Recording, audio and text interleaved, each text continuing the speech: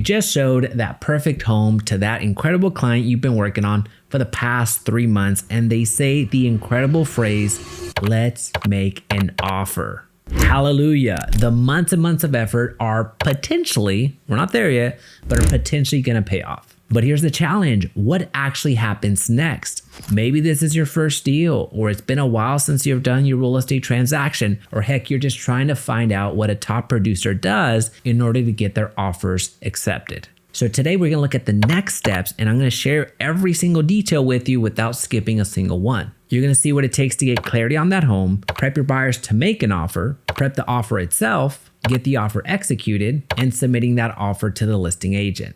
Now make sure to stay to the end because you don't want to miss how to actually get your offers accepted. Now, if we're just meeting, welcome to Agent Startup Academy, where we train the next generation of top producing agents. All right, so step number one, let's get clarity on this home, because keep in mind, at this point, your buyer has given you that go ahead. Yes, we want to submit an offer. So you doing your due diligence so we can avoid future issues down the road, we need to do some additional deep dive on the home itself. Now, first and foremost is you want to ensure that that home is still available. Now, yes, technically at this point, you probably should have already checked on that, especially if you're going to go and show that home. However, this is real estate. Things change all of the time. Now, you can, of course, go to the MLS, but not all listing agents are really good at updating the MLS status whenever something changes. So the best thing to do is actually reach out to the listing agent and ask them directly. Now, I'm going to share with you the words to say and the key questions you need to ask. But before that, we actually need to look to the MLS a little bit closer. You'll want to review the documents on the MLS first. You're going to want to see if there's a seller's disclosure already available, if there's a survey already uploaded, what are some additional offer instructions that the listing agent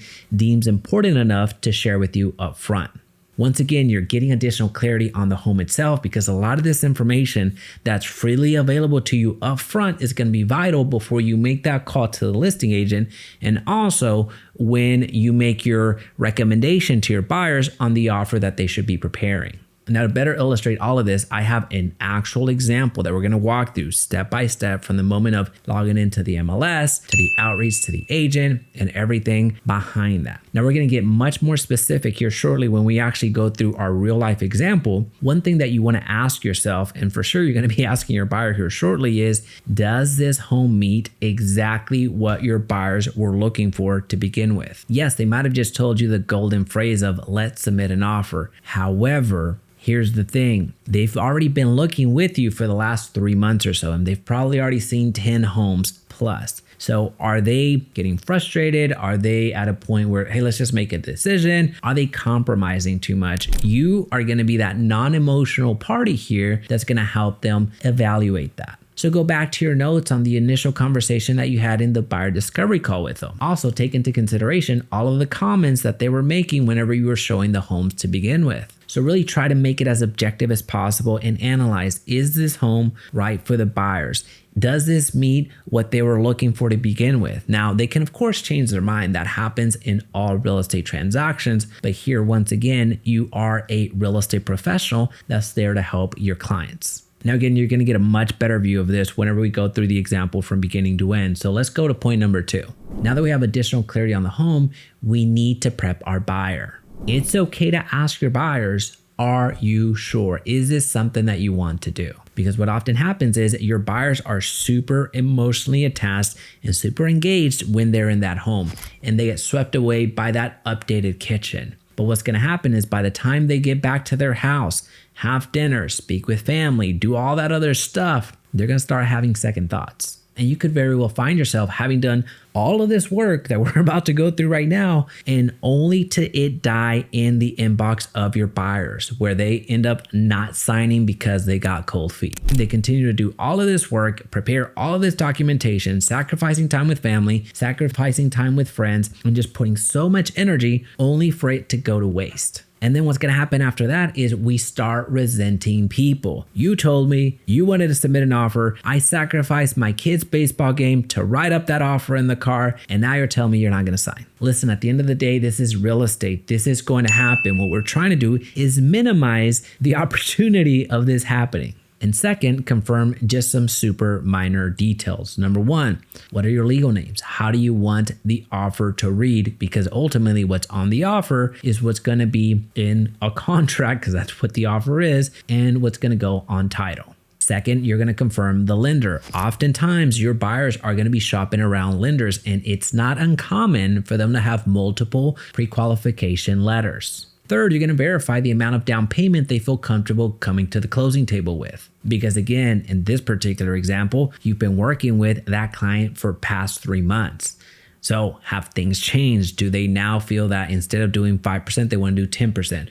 Or vice versa? Did they want to do 20% when they first started and now they want to do 10%? What amount of down payment do they feel comfortable putting on the contract? So now that you verified that they're ready to move forward and you've confirmed a few minor details, now you get into the education phase. This is something that, depending on your process, should have already been done. However, I want to reiterate it right here because you don't want a buyer that's confused. At the end of the day, a confused mind is going to always say no. Somebody that is confused oftentimes leads to being overwhelmed, being frustrated, being stressed out. So any little item that goes wrong is going to absolutely set them off, and they're not going to point their fingers at themselves. So please educate your clients on what's about to happen next. If you're part of my real estate team, I actually already do this for you. One of the ways that I do that is by making it part of our process during the onboarding phase. Whenever you're onboarding new clients, is that they have to go through a buyer class that we make mandatory for our clients. And it's a very simple breakdown, which does take about an hour. So maybe it's not all that simple, but it educates all of our buyers the exact same way. So again, if you're already part of my real estate team, this is something that you've already sent out to your buyers. It's an opportunity to now send that exact same training once again, because it might have already been a couple of weeks and a couple of months that they watched that. So it's a good refresher. Now, if you're not part of my real estate team, that's absolutely okay. That's why we're making this video. Let's take the time now to share with you what it takes for you to educate your client about the home buying process. So of course, you're going to share the terms that you believe are going to get that home under contract. You're going to share with your clients that an offer is going to hit their inbox and they can sign digitally. Now, once they've signed the offer, you're going to send that over to the listing agent, which then the listing agent is responsible to present the offer to the seller. That the seller may not respond or have an answer or direction on that same day. Your buyers may be waiting until tomorrow or the day after that or a couple of days after to get an answer. So it's important that you as an agent establish that up front, but at the same time, get as much clarity from the listing agent on when you can expect to hear some feedback. Because from a seller's perspective, they may be trying to delay to get some additional offers into their inbox. Or sometimes realistically, life can get in the way and the sellers may be off on a work trip, maybe traveling. Something else could be going on in that moment where being responsive is not all that important to them right now. But anyway, there's not too much that you can do outside of exert a little bit of pressure for a response, but even then that's a little bit tricky, especially if your buyers want it. At the end of the day, you don't want to agitate the hornet's nest. Now, continuing on with the buyer education, the seller could accept the offer as is, or they could counter. But assuming everything goes well and they actually accept it and countersign, then you're formally under contract. Now, once that offer is countersigned and returned back to you, that is formally a ratified contract. That last part is super important, the delivery aspect. That's what's formally gonna get you under contract. I'll give you an example. Let's say they sign it, and then your buyers, for whatever reason, have a change of heart. And they say, "Hi, man, we don't wanna move forward with this." If you give them a call, give that listing agent a call and say, "Hey, my buyers have changed their mind," essentially a withdrawal of the offer, then even though that offer may be signed, it's actually not enforceable. That contract is not fully ratified. Now, I know I'm getting a little bit technical here, but I think it's important that you as a real estate agent know this. Now, once you're under contract, at least here in Texas, most likely you negotiated a certain amount of days for option. So in these option days, that's when you're going to be doing your inspections. Now, we talk more about the home buying process in other videos, so we're not going to go too much into the weeds on what the option period is or isn't, along with other steps. But what's important here is for your buyers, once they formally go under contract, they need to be made aware that within 3 days of going under contract, they have to deliver earnest money and option money. So those are two things that need to actually come out of their bank account and make their way over to the title company. And also along the same line of urgency, your buyer does need to go ahead and schedule an inspection. Now, it's very important that you as a real estate agent cover this part of the transaction in depth before it actually happens, because you don't want your buyers to be blindsided. Given that this is probably the first time that your buyers have needed to take out their credit card or their debit card and pay out of pocket for something. And earnest money on, say, a $500,000 home, if you're doing the standard, it's about 1%, so that's $5,000. For option money, that's going to vary between $100 to $200, $300, depending on your offer strategy. And then 3, you have the inspection. That could be $400, $500, $600, depending on the size of the home and all the inspections that the buyer ends up doing. So right then and there, you're looking at thousands of dollars going out of their bank account. And if you don't let your buyers know about this ahead of time, that can put them in a very compromising situation. Not everybody is liquid with this type of money right now. So it's important that you understand this. Now, this one point alone can open up so many can of worms. We're not going to get too much into the weeds on this beyond what I just said. This is actually something that should have happened already, this education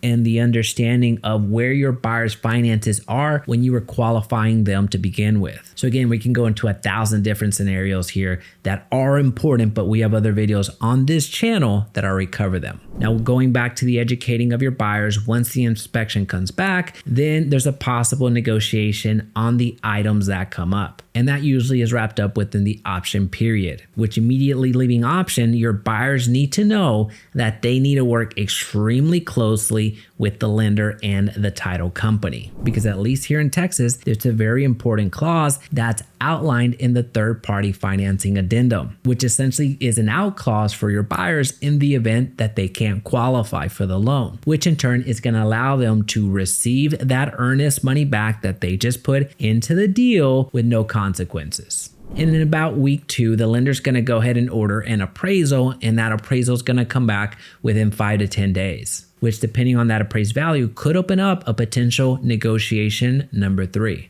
And then of course you go on to closing, which I know if this is one of your first transactions or your first transaction, well, right now it does sound like a lot, but once you get a good amount of transactions under your belt, you're gonna find that this is pretty second nature. And most of your transactions are gonna close within 14 to 30 days once you go under contract. Now, if you're part of our real estate team, you already have access to a buyer checklist that your transaction coordinators are using for the entire transaction. But if you're not part of our real estate team, go ahead and comment buyer checklist down below and I'll get you that checklist so you don't miss a step. All right, so now that we got clarity on the home, so we understand if the home's available and looked into some additional things that might be important for our offer and have also gone through and prepared our buyer for this offer, now we do the important part. Now we prep it.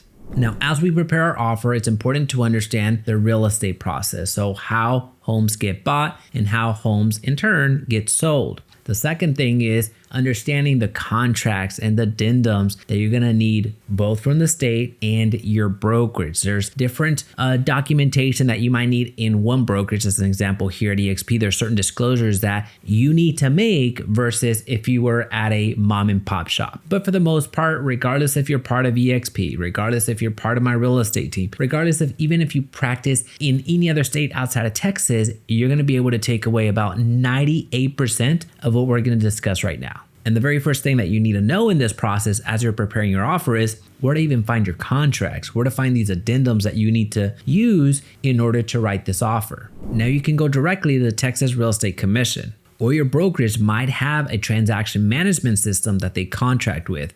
As an example with EXP, you can use SkySlope.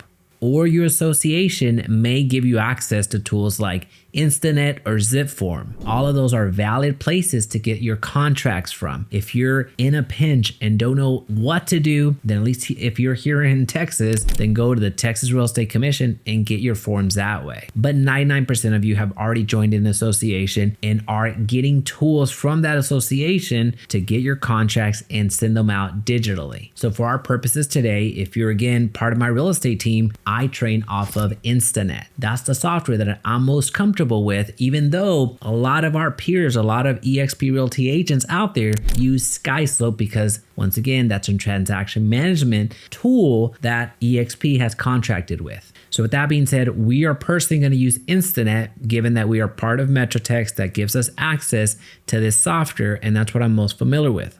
and I'll show you how that works shortly. But first we need an example offer to work with, which we're going to go onto the MLS right now. Now there's other videos on this channel that go into some tips, tricks, hacks, and just a lot of time saver items and strategies on the MLS, but we don't have time for that today. What we're going to do is we're going to go and find a property that has enough meat on the bone for us to purchase. And when I say meat on the bone, enough unique things that I can train off of to give you the most in-depth training that you could possibly expect. So let's just go into here and let's see, 675. This should be a good example here. Now with this particular home, we got to get a bit of clarity. We got to look at the documentations. We got to look roughly at what the offer price should be, whatever a recommended realistic offer price could look like, among other items. But one thing that I want to call out before I go into digging around any further is that your MLS is going to look different. Unless you have Netris, yours is going to look different. But for the most part, your MLSs are going to have a lot of similar components. So there's going to be a place for a legal description. There's going to be a place for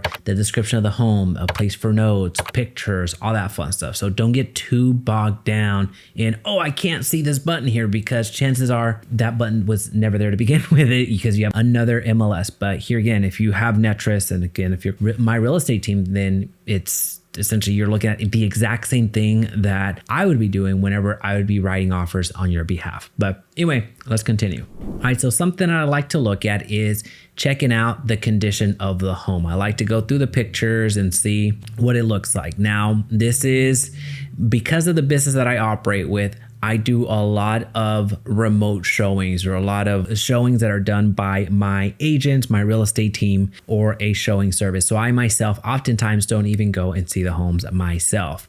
Now that's just the type of business that I have and I operate. But for you, you probably already walked through that home. So this isn't new to you. This is something that you've probably already looked at. So for me, I'm looking at this as just a standard practice as well. And even if you have already gone through that home, it's important that you visually inspect it again to see if there's something that was missed. Maybe, oh, you notice that a certain appliance is no longer there that was pictured on that home. So it's important, right? So it's like, this is an example. Maybe it's not there any longer. Maybe they have removed it. So it's always a good practice to see what that looks like. And what I like to do is I like to go ahead and inventory these pictures. That's just me. That's something that I like to go ahead and do for my record. So I would be going through and I would be saving this images. Now I'm getting a little bit ahead of myself. This is more something that whenever we're getting accepted and there's a good chances of this going through, I don't go through and save every single picture of every offer that is made. So I go through and I look at the important things. Of course, the price is obviously important. Another thing that's going to be important is HOA. Is there an HOA? And also, how much is it? That's very important that we call that out. Some of your buyers are allergic to HOAs. This is something that should have already been pre-filtered out. But if this was a listing that for whatever reason you didn't catch it ahead of time, you do need to let your clients know that there's an HOA present. And we can go down here and then we can go into the attachments here. As far as the dimensions, not all of the listings are going to have the dimensions on there. So don't get too bogged down with this. That's why it's important that you go and see, or that your buyers go and see the homes themselves, because it's very rare that there's actually going to be the dimensions, and them being accurate is something super, I wouldn't say super rare, but it does. Don't trust these altogether. You have to verify yourself. Now, usually there are going to be some private notes here. There's going to be something that if a specific, let's just say for whatever reason, they're taking the dishwasher for whatever reason, which is atypical. You typically see a dishwasher stay because it's affixed to the property, but there's going to be some special notes, some private notes that get shared here. Or if there's another private remark that essentially, let's just say that the seller needs a 2-week lease back or a 1-week lease back. In the private notes, they're going to tell you here, or they may tell you here in the transaction desk documents. And we'll go into that here in a little bit. So I go through and read through the description, see if there's something that would be important for me to know, like the fact that there's a newer roof. So I wouldn't say a new roof is 4 years old. That's you got to be very careful when you write descriptions, because 4 years old is not new. You could say newer for sure if you want, but anyway, that's neither here nor there. So I read through, I look through and see what's going on here. Everything looks pretty standard as far as the home. You've seen it. One thing that's going to be that's going to come up more often than not is going to be, is it a gas or is it electric? So If those individuals that like to cook with gas, well, of course, they want to see the gas home. And the easiest way for you to know that is, of course, you've already seen the home. But if you can't remember, if it's been a long day of showing the homes, then just go over to the kitchen and see what's going on there. Essentially, it's going to tell you the exact answer here. So this is one of those items when we're talking about making sure that this is the right home for them. Again, you probably have seen this, and this is something that should have been already caught up, that you've already caught. But I would, in this particular case, hey, you let me know that this was super important. And then, here we are. You want electric versus gas or gas versus electric. This is, again, something that was probably already covered at some point. But if we're doing the final checks here, and if you're getting, maybe if you're on the 10th home, you might not have been as purposeful earlier. So that's important to look at. We'll get into the pricing here in a little bit, but I wanted to at least give you some things to consider as you're going through here. Something else that will be important is going to be the days on market. This is going to give you a bit of a sense of how aggressive you can be with the offer, along with when you're making the call to the listing agent, which will come up shortly, is going to be important. But let's go into the documents real quick and see what documents we're working with. If there are documents, sometimes there's not going to be any, but if there are documents, about 95% of the time, there's going to be a seller's disclosure, and about 70% of the time, 60% of the time, you're going to see instructions for an offer. So that would be something similar to what we saw earlier here on that final image. It would be a Word document that just gives you some important information about the offer. They're going to give information on submit the offer to this address, where the title that we would like on this offer would be X, Y, and Z title. There's going to be a few things that you're going to see as we construct the offer, but I just want to give you a little bit of heads up. What's important here is that we have a seller's disclosure. So going back to when we were prepping ourselves and getting some additional intel about the home, this would be a very important thing to look at. So here you're going to go through this seller's disclosure, and you're going to send this over to your client as soon as possible. This is very important. Hopefully, as they're thinking through, even if they're going to be making an offer and they're just not sure, I do make it a purpose to go ahead and send this document over to the buyer or potential buyer as soon as possible. That way they can add this to their underwriting if they will. So essentially in their consideration. So you see here the age is 3 years, which is already a disconnect from, well, I guess it's been on the market for 156 days. So if it was installed in 2021, technically it's still 4 years. So even then, this is a little bit of a different tale of the tape here. So they made a mistake here, or they made a mistake in the property description. But either way, I would download this and send this over to the potential buyer so they look at it. Same thing with the survey. So if there's already a survey in play, I do send this over to the potential buyer as well. And the reason I do that is because you want to disclose as much that you possibly know of that home with your buyer. Now, with the survey in particular, just about every home is going to have an easement of some kind, at least here in the Dallas-Fort Worth Metroplex. If you're practicing real estate in other parts of the country, most likely it's going to be the same. But again, we're practicing here in Texas, Dallas-Fort Worth Metroplex to be specific, and there's going to be easements. So with these easements, whether it's utilities easements, whether it's some other type of easement that is going to preclude your buyer to use that property how they want it to, that's going to be an issue. So again, you want to share as much as you can. So especially for sure, the sales disclosure and the survey, if there is one, you want to send that over to your buyer as soon as possible, especially if they have plans. So if you go into looking at larger properties, if you're looking at an acre plus, then most likely that type of buyer that's looking for an acre plus has some plans. They have some plans to build a barn. They have some plans to build a shed. They have a plan to do something. So that easement is going to be way more important, especially if they're looking again over an acre. If they're looking over an acre and you find that there's an easement right through the middle of that property, then that's going to impact what they can actually use that property for. So take it from me. So this has happened. I won't say multiple times, but it does happen. Most recent time, it happened about 3 months ago when we were closing on a home, and that easement, although it was sent and shared with that buyer on time, there was just a lot of finger pointing. And while it was shared and while it was stated and while it was presented, and then there towards the end, all of a sudden, they're at amnesia. Oh no, you didn't say this.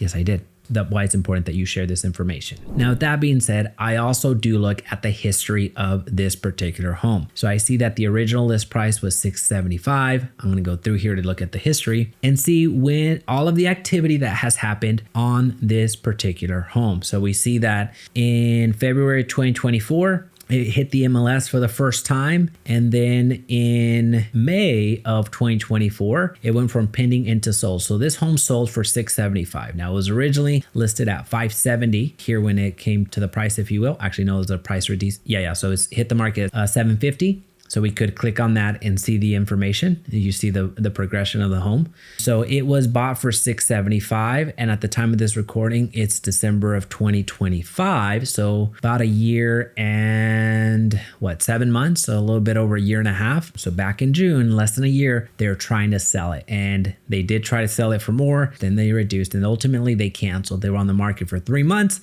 Couldn't get it done, but now they're back on the market since July, right? So at this point, so keep in mind, they bought it at $675, and at this point, they're trying to sell it for that price, right? So with particular listing, it tells you something that this person, for whatever reason, needs to get this property sold. They didn't live in this home for longer than just a little bit over a year. No, I guess within a year, they started already throwing it back out to market.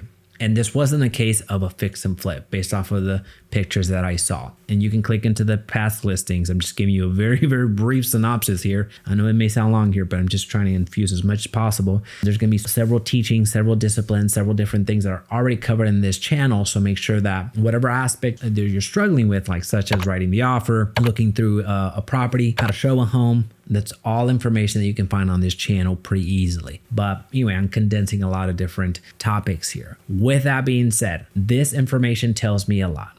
So this tells me that most likely the seller, something happened. I can't say this with full confidence, but there's probably a divorce. Or there's something that maybe a relocation. There's something that changed, especially at this price point. So no one's going to buy this home and not do anything to it. This wasn't a rehab situation and then sell it a year later. So something happened, whether it's a divorce, whether it's they didn't like the home, whether they're getting relocated, something is causing this event to happen. So with this intel, I feel pretty comfortable in reaching out to the listing agent at this point. So when I reach out to a listing agent, the very first question that I'm asking them is, are you currently working any offers? This is going to let you know, well, number one, if it's available. That's pretty obvious, but it's important to understand that this goes back to doing a little bit of work on the home to begin with and getting some additional intel. It's also going to let you know if there's competition, right? So if you hear that, I put this out on the market, it's not the case here, but this had just hit the market and there's 3 offers on the table, well, this lets you know that, well, probably the home is not going to sell at price or list price, probably going to sell above. And it depends on the real estate market that you're in that you're going to be able to gauge that. So that's something that's going to be very important. So again, are you currently working any offers? That's super important.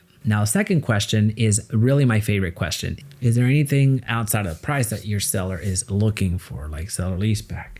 This question is so important because technically your listing agent, the agent that you're going to be working with, they don't have to answer a ton of your questions. Why? Was because of a need to be fair to all parties, right? So if they disclose something that's material to the home, to the transaction and all that fun stuff, well, if they disclose it to you, they have to disclose it to everybody that they spoke with. Everybody has to be treated fairly and equally. Now, this question though, it really opens up the aperture. It gives the listing agent an opportunity to share as much or as little, but technically we're shooting for as much as possible. They might let you know, hey, the seller just got a job in Atlanta and they're trying to sell as soon as possible. Bring us an offer. Or they could let you know, yes, they want to sell the home, but they need about 3-day lease back so then they can get out of that home because they're closing on a brand new home right down the street. There's a ton of different scenarios that can happen here, but it's not going to happen unless you ask this question. You want to get as many details as possible from this one conversation. Now, because we're just a year removed from the whole buyer agency situation with buyer agent commissions,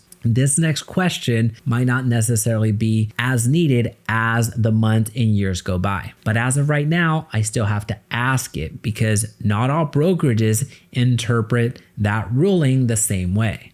So I do like to ask, is your broker offering broker to broker compensation or is it seller to broker? Now I ask this not because I'm wondering if I'm going to get paid from a buyer's agent perspective because I'm still going to get paid. What's going to change though is who the other party is going to be that pays me, whether it's a broker to broker, which is what has been traditionally done, and many brokerages still operate that way, or is it going to be seller to broker, meaning do I need to get a clause in there, and I'll show you where it is, that the seller is responsible for my compensation. Now, don't get too mired down in this particular topic. This is going to make more sense when we're going through and filling out a contract. Now, those are the 3 core questions that I'm going to ask, and depending on how much documentation is on the MLS, the following questions may not be necessary. So as an example, if the seller's disclosure wasn't there in this particular listing, it was, I would be asking if there was a seller's disclosure that I could get my hands on. Now, I would also go ahead and ask about the survey, if there was a survey on the property. And here, based off of context clue, I can almost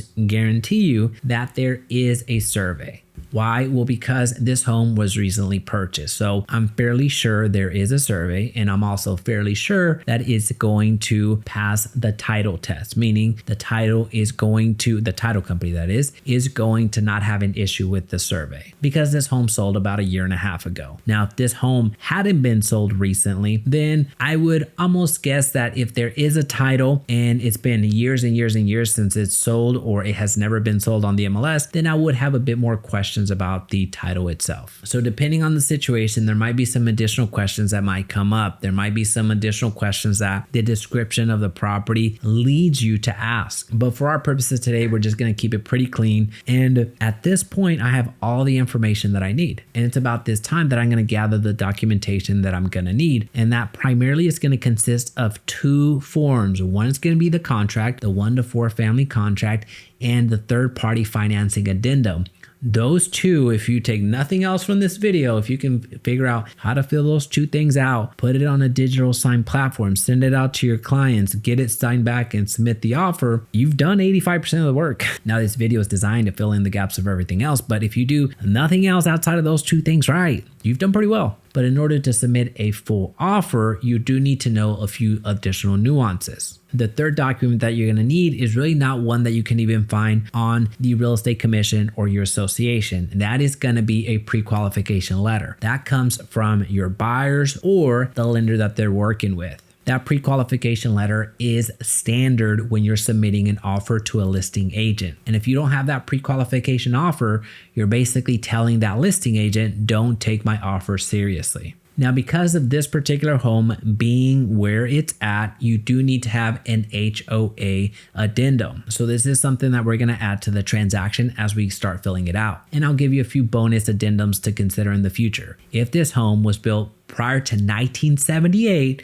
then you do need a lead-based addendum. That's a form that needs to get executed by all parties. Now, also, if you were having, let's say, the seller needed a leaseback, then you would need a seller leaseback addendum attached to your offer as well, which is essentially saying after this home is sold, the buyers, your clients, now become the landlords. So you need to have a brief agreement. I believe it's like 2 pages, so it's not all that long. You need to have a brief agreement that lets people know what that lease is going to look like. You'll need to have the term, the deposit, how much you're going to pay per day. Can you have pets? What happens if you stay over? Just a few elements that you need to hammer out before the actual purchase happens. But for our purposes today, once again, we're going to focus on the 1 to 4 family contract, the third party financing addendum, the having the pre-qualification in order, which we're going to pretend that we do, and then also the HOA addendum. But here, once again, I do need to bring up the fact that depending on the brokers that you're with, they may require some additional disclosures. Your brokerage might have a partnership with the lender and they need to disclose that. Your brokerage might have a partnership with the title company. They need to disclose that. A home warranty company, they needed to disclose that. There's certain disclosures that your broker, in this particular case, since I'm part of eXp Realty, I'll share with you those disclosures that we need to have in our file that you need to have executed. So again, if depends on your broker might have these partnerships and you might need to get 4 additional disclosures out there, and your broker might not have any partnerships, and that's okay too. Then you only have the documents that we just talked about, a 1 to 4 family contract, the third party financing addendum, the pre-qualification letter you should have with your offer, and then the HOA. All right, so now let's go ahead and write this offer. Now, here's one of the reasons that I actually use Transaction Desk is because it's actually connected into the MLS or this particular screen on the MLS. So all I have to do is hit Transaction Desk and it will start this transaction on my behalf. So here we see the address. Here we do have templates already, so buyers, sellers, and all that fun stuff, but we're not going to go through a template because you most likely don't have a template. And we're going to import the information directly from Netris from the MLS. Now, if you do this manually, what you'll end up doing is you'll probably need to get the information from Realist, which essentially is a tax roll. So you'll find it based off of the Central Appraisal District. So you'd have to go to the CAD, and I'll show you how to go to get to the CAD in this particular example as well, because we'll probably need it based off of the seller. And let's go ahead and create. Now, most of this information here is already going to be pre-filled in for you. And there's not going to be a ton that you need to do here. If you already know the price that you're going to offer, you can fill that in. I'm not going to worry too much about any of this information here, just to make sure that it is correct. I don't necessarily like this wizard, to be completely frank, and I could have toggled that thing off, but just so you see how to go from beginning to end. Again, if you have already in mind what you're going to be doing in terms of the offer, the deposit, or earnest, anything that comes into play, you can absolutely include it here, but I personally don't like doing that. So here again, the offer date, this would be essentially today, when it's expiring, all that fun stuff. So I don't even mess with any of these dates. Now here, it is important that we go ahead and add the important contact information. So here, this particular individual, the seller, that most likely isn't their last name, S. Dot. So we need to find the actual seller information and any other sellers. If it's an LLC or anything like that, we do need to find the seller. So this is where I would add myself as the selling agent. So from the buyer side, that's what it's called, selling agent. And then also add my client in. So here, we're just going to go ahead and go to add contacts. And then we're going to create a new transaction contact. So it stays with this particular transaction. So I'll go ahead and do this. I'll do a buyer, and then I'll just put Jaime Test. I get too into the weeds here. And then the rest of the information is good to go. Where is my email? Right here. So for this email, I'll go ahead and put Jaime dot. It's going to be my same email. There it is. All right. Now I can add it to the address book, which essentially means it will be added in the overall contacts list, but I'm not going to do that because this is a test here. So I'm adding this person. So I am going to be the buyer in this particular case. And then I'm going to go ahead and add myself as the selling agent here. And I don't like the whole legal stuff and first name. I just like to have this information. There we go. So now I have myself as the, why is it general? Come on now. I got to get the selling agent right here. There we go. Well, I guess I'm saved as general. So here we go. We have the seller, we have the listing agent, listing broker, buyer, and selling agent. So that would be me in this case. Now we would also add the broker in this particular case, but that should already be in the actual transaction. If not, the actual back end. But if it's not, I'll go ahead and add it. That's not a big deal. So as far as the listing broker is concerned, that should be added on the back end because of the MLS and all that fun stuff. If it's not, I can easily fill that in later on.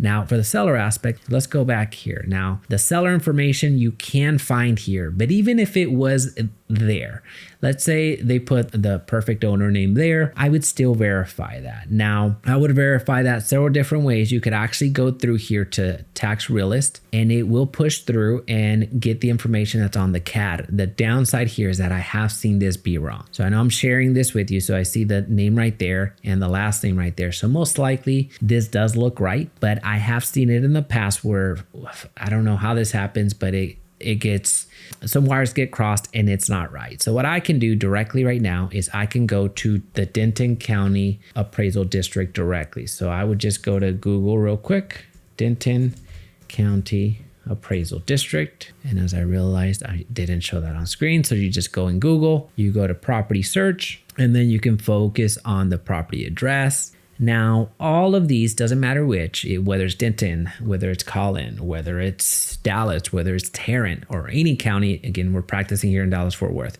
but I'm assuming it's the same case where you're at, because it's a government entity. So it's probably not going to be that good with this search. So just less is more in this particular case. If you try to spell it out all perfect, chances are it's not going to come out well.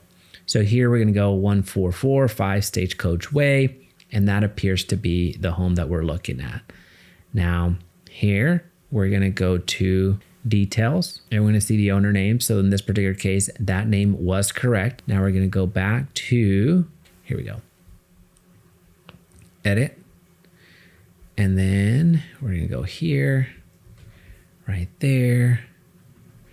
We're going to put the name. There we go. Remove that. We don't have the seller's email, nor would we need to, because we're not going to email it to them. We're going to work with our buyers. And now we have the seller. And it appears that that's the only seller or the owner in this particular home. Okay. So what we're going to do now is we're going to go back. We're going to go to next. Forms. We can preload some forms here. So let's go ahead and do some of that. This is, you're going to see the Texas Real Estate Commission, and you're going to see if you're a member of TAR, Texas Association of Realtors, you have forms there as well. So you're going to have multiple. You're going to have the 1 to 4 family. You're going to have the seller's disclosure. You're going to have all of these different forms that will show up. So whenever you type in the 4, I just go based off of 4. So you're also going to see the Texas Real Estate Commission, and then you're going to see the Texas Realtor one. I end up going with the TXR form, so the Texas Real Estate Commission, because I feel like their numbering system's a little bit cleaner to understand. So I just end up selecting that. So I'm adding it to the equation. All right, so that's my 1 to 4 family contract. What else do I need? I need that third party. So I just go here and I find that third party agreement. So I'm going to get the third party financing. Now, I don't have a pre-qualification letter that's going to come from this form. This is something that I'll need to upload. So this is where, just to have a complete file, I would upload it. But technically, it's probably already been emailed to you as a buyer's agent. So you can just download it from the email that was emailed to you from the lender or from the buyer themselves. So you can go ahead and send it directly. But I like to go ahead and add it to the forms here, just so I have a complete file and I don't have to stumble into anything. So for this, I'm just going to go to Google real quick. Example of a pre-qualification. That way I don't have to worry about blurring anything out. Pre-qualification letter. All right. We're going to do this. We're going to pretend this is it. We're going to get this here.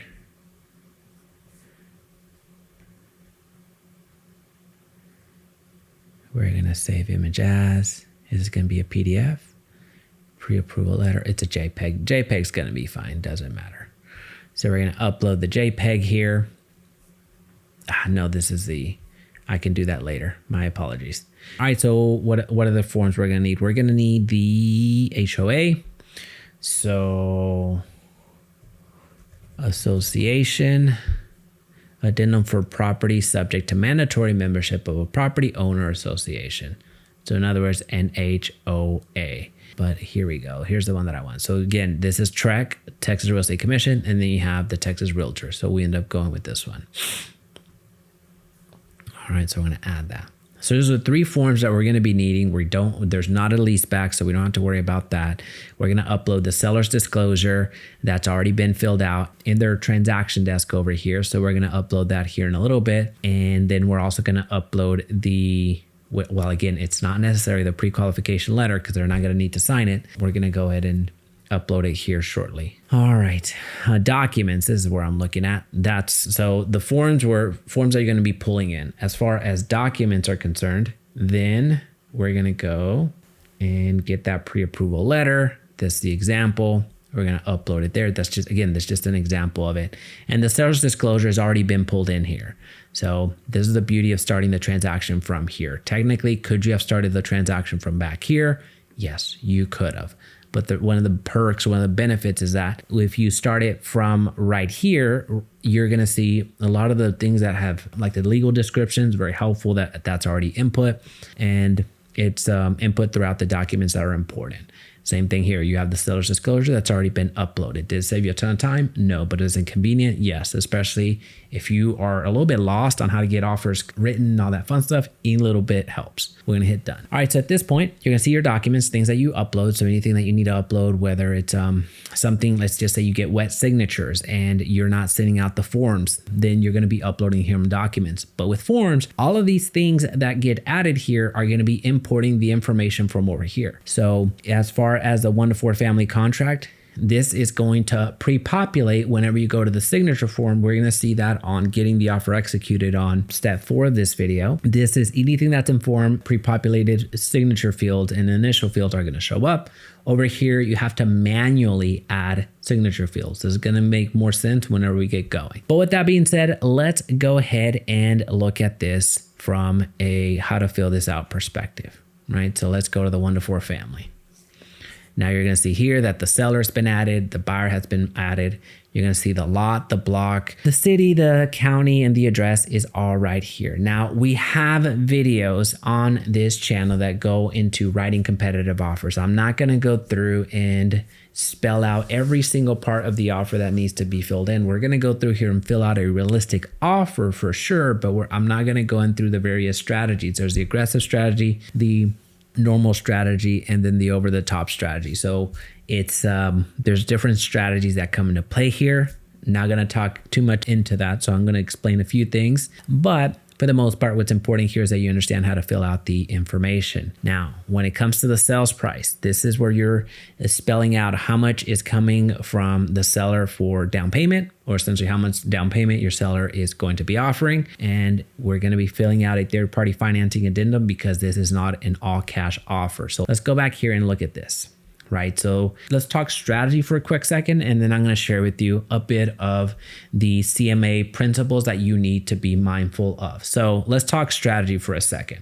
There are certain things that we know at this point when we're creating this offer. We know that this particular home has been purchased a little bit over a year ago. So we have that information. When we reached out to the agent, they probably gave us some additional intel. So remember, the questions that we've already talked about whenever you get a hold of the listing agent. Are you currently working any offers? That's gold. And then also, is there something that your seller is looking for outside of the price, right? Are they looking for a leaseback? Are they looking for this? Are they looking at just giving some examples so they understand the question a little bit more, depending on what the real estate regulations are right now with buyer commissions. That third one might come into play. Is your brokerage offering broker to broker commission, or are they offering seller to broker? So we talked about the 3 questions. So at this point, you have some additional intel. This particular home is being offered for $675,000. If we know that this home has been tried to be sold for in the past, and now they're what's 100, was that 5 months plus of it being on the market from this particular listing? Well, these individuals do need to sell, most likely. Something happened. So you could probably get a little bit more aggressive, but because they haven't dropped the price, at least in this particular listing that just came to market, they may not be as open to an aggressive offer as they probably should, if we're being completely blunt about it. So that's where the conversation with the listing agent is going to save you a lot of time, a lot of energy, and a lot of a lot of wasted energy is the best way to say that. So having that conversation with the listing agent is going to be vital. With that being said, here's what we need to be mindful of. What is the price that you could realistically get this home for? So there's that price, right? And then there's the price of anticipating the 3rd week of you being in the transaction, which is essentially when the appraisal comes back, right? So what is the price that the seller is willing to let this go for? Let's just say this $675,000 is their bottom dollar. That's what they want to sell the home for. But when we do the research that I'm going to share with you here in 2 seconds, what's this home going to appraise for? There could be a huge discrepancy there, right? Simply because they're listing it for $675,000 and that's what they would like to have because that's what they bought the home for a year and a half ago. Where a year and a half ago, the real estate market has dropped in this particular neck of the woods. Where are we? We are in County Denton and Frisco. This particular market, it's been down 5 to 6% in the past year alone. So what you bought the house for a year ago is not reflective on what you can sell it for today. So most likely they're going to have to sell their home based on the home still being on the market. They're probably needing to sell that home for less. So again, they're pegged at that price, and most likely the value of the home, the appraised value, is not going to match that. Hopefully this is making sense. I just want to introduce that part because it's important. So there's what's the price I could get this done? Technically, you could put $675 on that offer, send it to your buyers, tell them that that's what it will take to get the offer done, send it to the listing agent, and then boom, you're under contract. But is that the best thing for your buyers? No. So we know that there's room here for some additional negotiation, and there's probably some lower price that they're willing to accept. Again, if you approach this right, that could get this offer done. So be an advocate for your client. Actually be a real estate professional, because anybody, I tell this to my real estate team all the time. If you're part of my real estate team and are doing our daily trainings, you hear me say this all the time. Any agent can put asking price on their offers and get it accepted, especially in this market. But we are not any real estate agent. We are being advocates for our clients. There should be a huge benefit of them hiring you as a real estate professional. So you'll hear more of the internal talk, because again, this is going out to my real estate team as well, that I have with my real estate team. But here, once again, if they're asking for $675, doesn't necessarily mean that you have to give it to them, right? So they're probably willing to accept something below that. So what's the price that they could realistically accept? And then there's what's it's actually worth. So let's just say, for the sake of this example, they're willing to accept $670. But when we run our CMA, we don't believe that this home should be valued over $640,000, right? So what's going to give there? So if you can get into this contract for $670 and you think that the home's actually worth $640, where's the $30,000 difference that could potentially come due whenever the appraisal gets done? And we'll talk about that here later on, but it's important that you understand this very point right here, that the more knowledgeable that you are as a real estate agent, the more value that you can bring to your transactions, to your clients, and the more repeat business that you have. We're not in the business of paying retail, if you will, or asking price if it's not justified. But let's continue. Again, I got on a little bit of a little tangent here, but this one session alone is a 45-minute conversation that I have with agents on this specific point here, this decision point, as you're creating out an offer or listing out an offer that makes sense for this particular transaction, all the transactions that we do. All right, so what we're going to do now is we are going to do a very brief, and I mean ultra brief CMA. So I'm going to share with you a lot of the principles, a lot of the things that you need to consider whenever you're pricing out a property. So when it comes to the offer price, once again, or the list price, we don't have to pay that if it isn't warranted. All right, so what we're going to do now is we're going to go and do a very brief CMA. And I mean ultra CMA. It's actually, I'm going to give you the principles more than anything to consider when it comes to ultimately what price you believe is going to be justified, or what offer you're going to put together. So what we're going to do is we're going to go to search. We're going to go residential detailed. We're going to search for this property just to see where it's at right now. And we're going to put closed. The last 30 days is fine. I do like to include pending just in case there's something there. And we're going to adjust this so I'm not too concerned about the radius, just to give you an idea of CMAs and how they work. Now, we've gone through this particular topic several times before. So in the channel, you're going to find additional information on how to actually run CMAs in detail. So right now, what I want to share with you is the principles. Now, let me back up just to see where this property is. Okay, it's right there south of El Dorado. All right, so for the most part, just to give you an idea, some principles involved, I like to go ahead and delete this shape, and I like to paint the edges. I like to paint the edges with the major highways around the subject property, right? So we have here, I believe it's this one. This is the home that we're looking to purchase. Now, based off of what I'm seeing right now, it looks like this is going to be smaller homes. So I'm going to, they're less expensive. So these could be just smaller homes. It could be, this wouldn't be duplexes, just a smaller lot, not as big as down here. And so if I wanted to, I could go ahead and narrow this in a little bit. The beauty of being in a very populated market, the beauty of that is you're going to have a lot of opportunities for comps. So if you're doing farm and ranch, then yeah, we would have a little bit of an issue. But right now, what I would be doing is I would be honing in on this particular neighborhood. So I'm actually going to redraw it all together. But to give you the principles here, we're not going to go across, we don't need to go across the major highways like El Dorado, Main Street. We don't need to do that. So if we look here, just from the map itself, we get some visual cues. We get that the type of home that is here most likely is going to have comps that are going to be found you can see that these homes right here, those are going to be less expensive. Let me just draw this out just to give you an idea real quick. The homes that we can expect are going to be roughly in here. Right, so you see here 1,850,000, 800, 720. So this should be less, yeah. So it's not extremely less. Some of them are right on par. But when it comes to this property, we're going to take into consideration the size, so square footage. So if I was pulling in the comps here, I would look at number one, it has to be pretty ideally in the same neighborhood. So this is what we're talking about. I would be pulling from here. Two, I would go back. I would start with 30 days, meaning that they closed within the last 3 months, sorry. And so 90 days. Now, if I can't find enough comps, which it looks like I probably will be able to find enough, I would go back to 180. So essentially I would go back 6 months if necessary, but I just continue adding a month, add a month, add a month. But in this particular case, I don't need to. I can just go back the last 3 months. It looks like I have enough comps in the equation. So that's number two.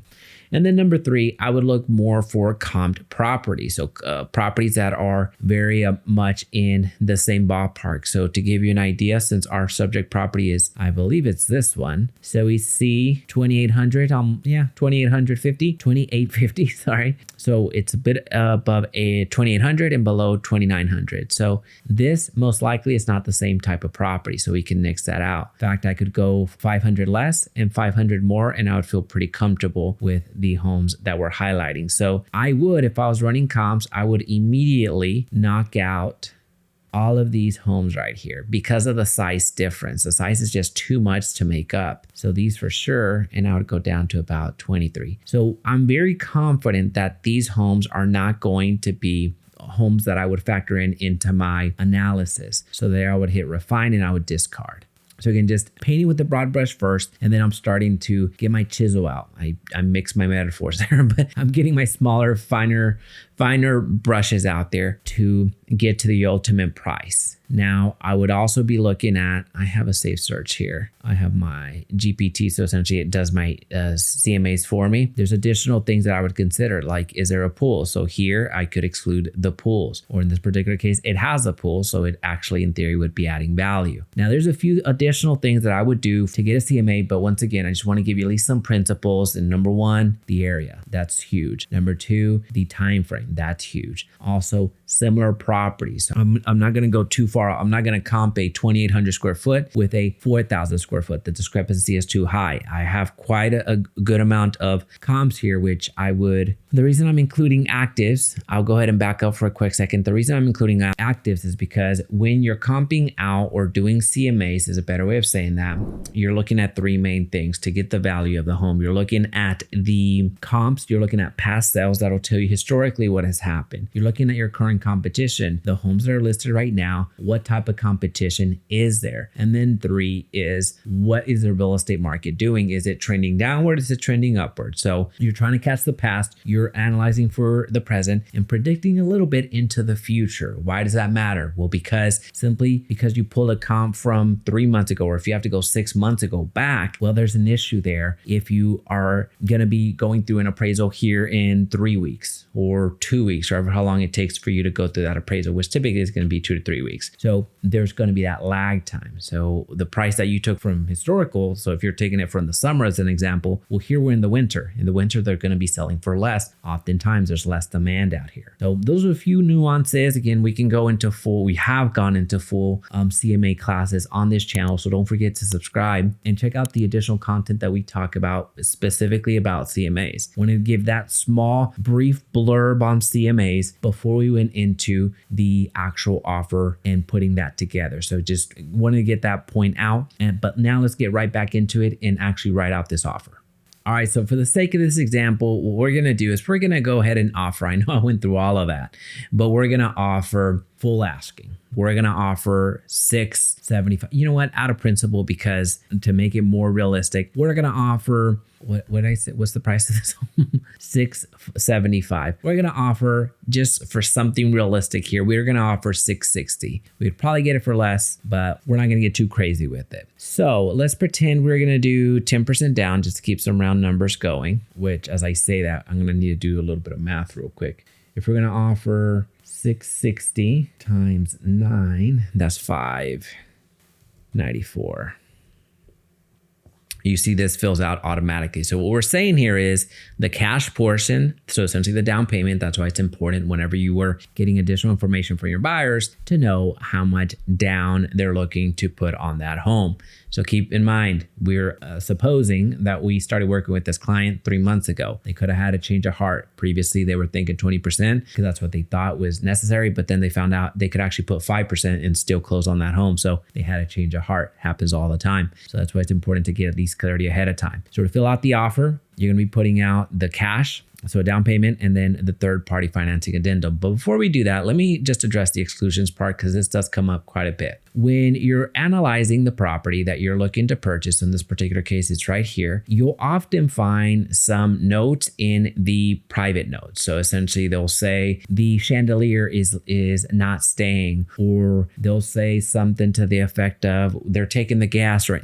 That wouldn't happen, but just to give you some examples, things that are affixed, things that are attached. They're taking the pergola, they're taking the playground. So things that they for sure don't want to leave in that home that is technically affixed and people would assume would stay with that property, they're gonna call that out in the exclusion. So that's something that you can, you'll wanna make sure, especially when you're making that call, hey, is there anything else that, when you're asking that question, is there anything outside of the price that's important to your sellers? That's one of the examples that you could give. So oftentimes I will give the example of like a leaseback, or is there anything that they want to keep that might not be reflected on the MLS? I'm not trying to offend the listing agent, but we all have different levels of businesses. So sometimes listing agents are taking 5, 10, 30 listings and maybe a few things slip up and putting them in the notes. So I like to call that out as well. Now, when it comes to sometimes in the documents, you'll also see in the instructions, seller plans to take playground, seller plans to take whatever. That's what would be appropriate in the exclusions part. So again, this oftentimes you won't see a ton of exclusions here, but if there is one in the private remarks or in the notes, or if you hear from the listing agent, you're going to call that out there. Again, it's something that would be expected to stay, but for whatever reason, it's not. You need to call that out or else there's going to be issues. Now, when it comes to the leases, this is not going to come up a ton, but if you're working with a home that's like an investor home, you could oftentimes see a residential lease. So the property is being leased out right now and your client happens to be an investor, or the investor is selling a property that they were leasing. That's important. You need to call that out. Anything else that might come up, typically you're going to look at solar panels as becoming more and more frequented or more and more common now. So fixture leases that would come into play there. If there's natural leases, like there's some minerals on the ground, oil and gas. We're in the Dallas-Fort Worth Metroplex. So at this point, all the minerals have been sold off. So all the rights have been sold off. So don't count on that being a thing. So that's something that you're gonna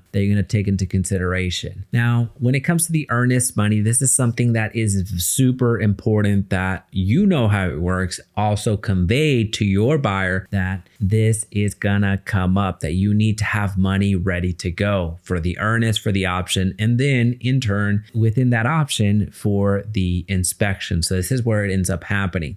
When we are looking at where to deliver the earnest money, here's the general rule of thumb. If you are paying, if your client is paying for that title policy, then go ahead and use your preferred title company. Your buyer's paying for it, then it's within their right and jurisdiction to go ahead and select which title company to go with. Now, if you don't have a preference or want to give that as a negotiation point to the seller, and you don't have a preference, your buyer doesn't care, or if the sellers are paying for it, you're going to oftentimes see a preferred title company that the listing agent puts here. So in this particular case, TXXL Title, and this is the address.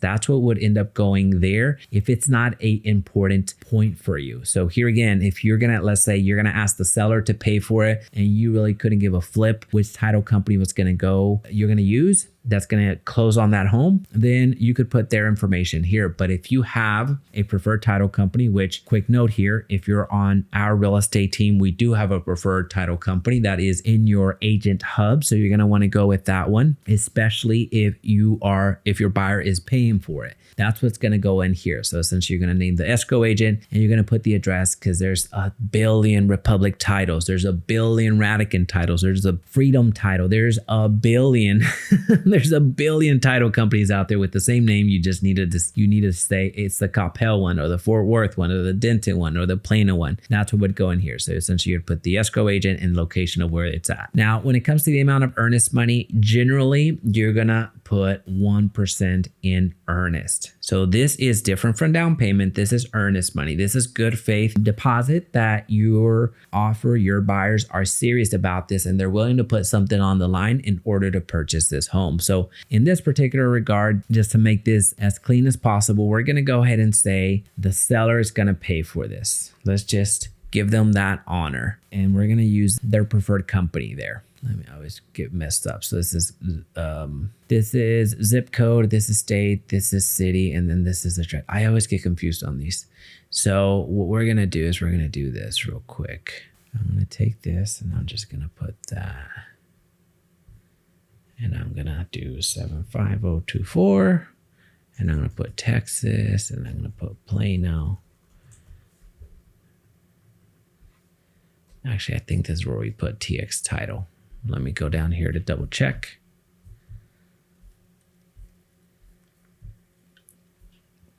It's not filled in yet. That's okay. All right. We're going to put this in. Now, what I'm going to do is I'm going to delete this. I'm going to lock these. Now, worst case scenario, depending on how this is formatted, we might need to move this down here. That's the worst thing that can happen to us. But we're in a good spot. Anyway, so I like to lock these because what's going to happen down here is a lot of shenanigans. So the receipt page, that's where a lot of the shenanigans ends up happening with the formatting here. So I'm not too concerned, but enough to actually lock it so it doesn't change. And how I want it written is how I want it written. All right, so what we're going to do is, since we're putting 660 into the queue, we're going to put, is that 1%? That's 1%, right? Yeah. Yeah, that's 1% of the sales price. So right there. So we're doing 1% of that as earnest money. And then we're going to do option fee. Typically, I'll do between $100 and $250, depending on how serious we are. So we're going to put $200 to show that we're fairly serious. And as far as additional earnest money, it's very rare that you're going to need to put additional earnest money unless it's highly coveted and something that you want to show a ton of intent and a ton of, desire for this property. That's when you would go in and put some additional earnest money. But for the most part, you're not going to need to do that. Termination period. So what you're paying here is essentially what's happening in the termination period. So here you're going with 7 days. Now, what's happening here? What we're saying is your buyer is responsible for putting $6,600 into escrow at the title company. This is the earnest money. This is what's at stake in the event that the buyer defaults. It's very important that you explain this to your buyers. Remember, you prepped your buyers on step 2. So step 1, you did additional research on the property. And then step 2, you prepped your buyers on what's about to happen. Well, now, as you're filling out this contract, you're actually creating that warning that you gave them. Is essentially this where it comes into play. This $6,600 is that, although earnest money is not legally required, it is commonly understood they're going to put 1% down. So that's an expectation that your buyers are going to have. And then from a $200 option fee, your buyer is paying $200 for the right to terminate this contract for any and all reasons for the next 7 days. So typically within this option period, again, we're talking about Texas real estate. In other states, it's going to look different, not too much, but just enough to warrant this one disclaimer that we're talking about Texas real estate. So I don't want to hear any comments down there like, we don't have option period. Okay, I get it. You might be in a different state. For these 7 days, what buyers are going to use is this opportunity to go and have an inspector go to the property and go and do an inspection. So that inspection can cost anywhere from $400 to $700, depending on the size of that home. Why do I call that out? Because at this point, buyer, within 3 days of signing this contract, the third day falls on the weekend,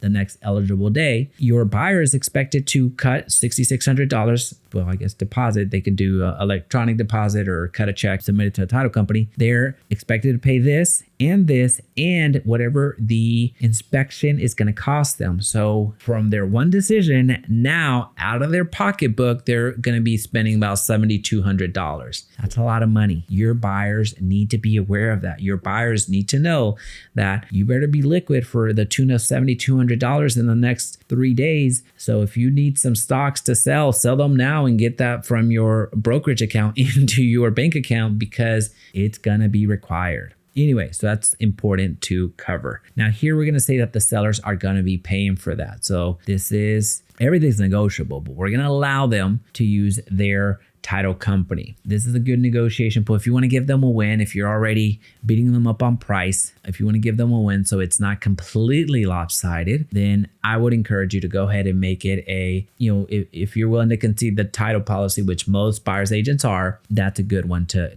concede on. Now, will anything be amended? So shortage areas, I typically just go with buyer and it will be amended. So this is based off of the survey and any changes that need to be done for the title policy. So if something needs to be adjusted and be changed, then the buyer is responsible for covering that expense. Now, this goes back to the previous conversation that we had about what is included in the transaction desk, the documents that they've already furnished. Now, here's where we get into some educated guessing. If the listing agent's not sure if there's a survey or there's just not telling you that information for whatever reason, because this home was sold less than 2 years ago, I am going to suspect that they do have a survey. I'm going to suspect that that is a thing. So what I'm going to do is I am going to go ahead. Of course, I'll be asking for a survey. If you're purchasing a property and have a lender involved, then a survey is required here. So after a certain amount of days, we expect to receive this survey. So what you could do here is typically I'll do about 10 days is a little bit reasonable here. So within 10 days, we expect to have a survey. Now, all this is negotiable here, but within a certain amount of days, I expect a survey to come through. In the event, this goes back to that previous comment that I made, if the title company does not accept it, then who's going to pay for that? So let's just say your seller does have a survey and they send you that survey within 10 days. Well, in that event, then I feel comfortable with the offer that I'm preparing that it's the buyer's responsibility, because the seller did what they could. They submitted what they had and it wasn't accepted by the title company. And I'm also putting that it would be the buyer's responsibility, largely in part because we're already asking for a discount, if you will, or less than what the home is being offered at. So this is to give you an idea, this is about a $500 negotiation item, depending on the survey, the size of the home and the size of the property. But for about $500 to $600, you can expect to cover the expense of a survey. So hopefully this doesn't need to happen. So hopefully your buyer's not out $600, and that's usually what happens. Right now, as far as objections go, this typically comes into play. Buyers intending to use this property for a certain reason. So let's just say your buyer wanted to do, pig farming.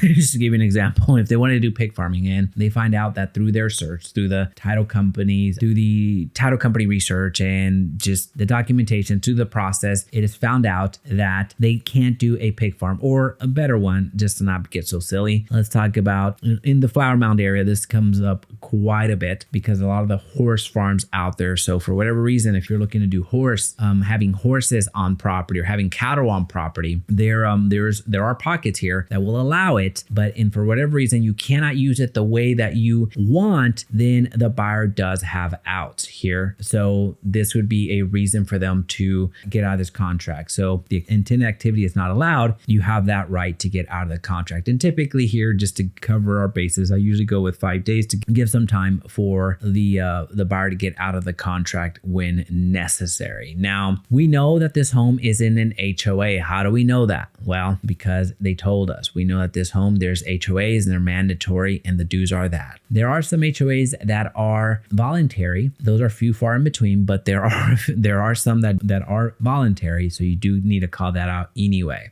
Now, as far as the property association goes, so the HOA, we're going to put that it is subject to the HOA, so a property association. Now, when you click this yes, then you do have to add that addendum that we added earlier to our profile here. Now, we're going to continue going through. Now, one of the big things that you're going to want to do, again, we are just going through this. We're preparing this offer. So we're going to get to the finish line as soon as we can, but educate along the way. Please read your contracts. I'm going through the express version. This is the Cliff Notes version for those individuals that might not know what Cliff Notes are. It was something that was very helpful back in the day, but now we have ChatGPT. So this is that accelerated version. So please, this is not meant to replace your review of contracts. You have to review the contracts, but I took you from the moment that your buyers are saying, yes, I want to submit a contract or an offer. This is going to get you at least provide the basics, beyond the basics, it's going to give you a comprehensive view, except from reviewing the contract line by line. That's not something that we have time for today. We have other videos that we've dedicated specifically to that. All right, so we're going to keep it moving.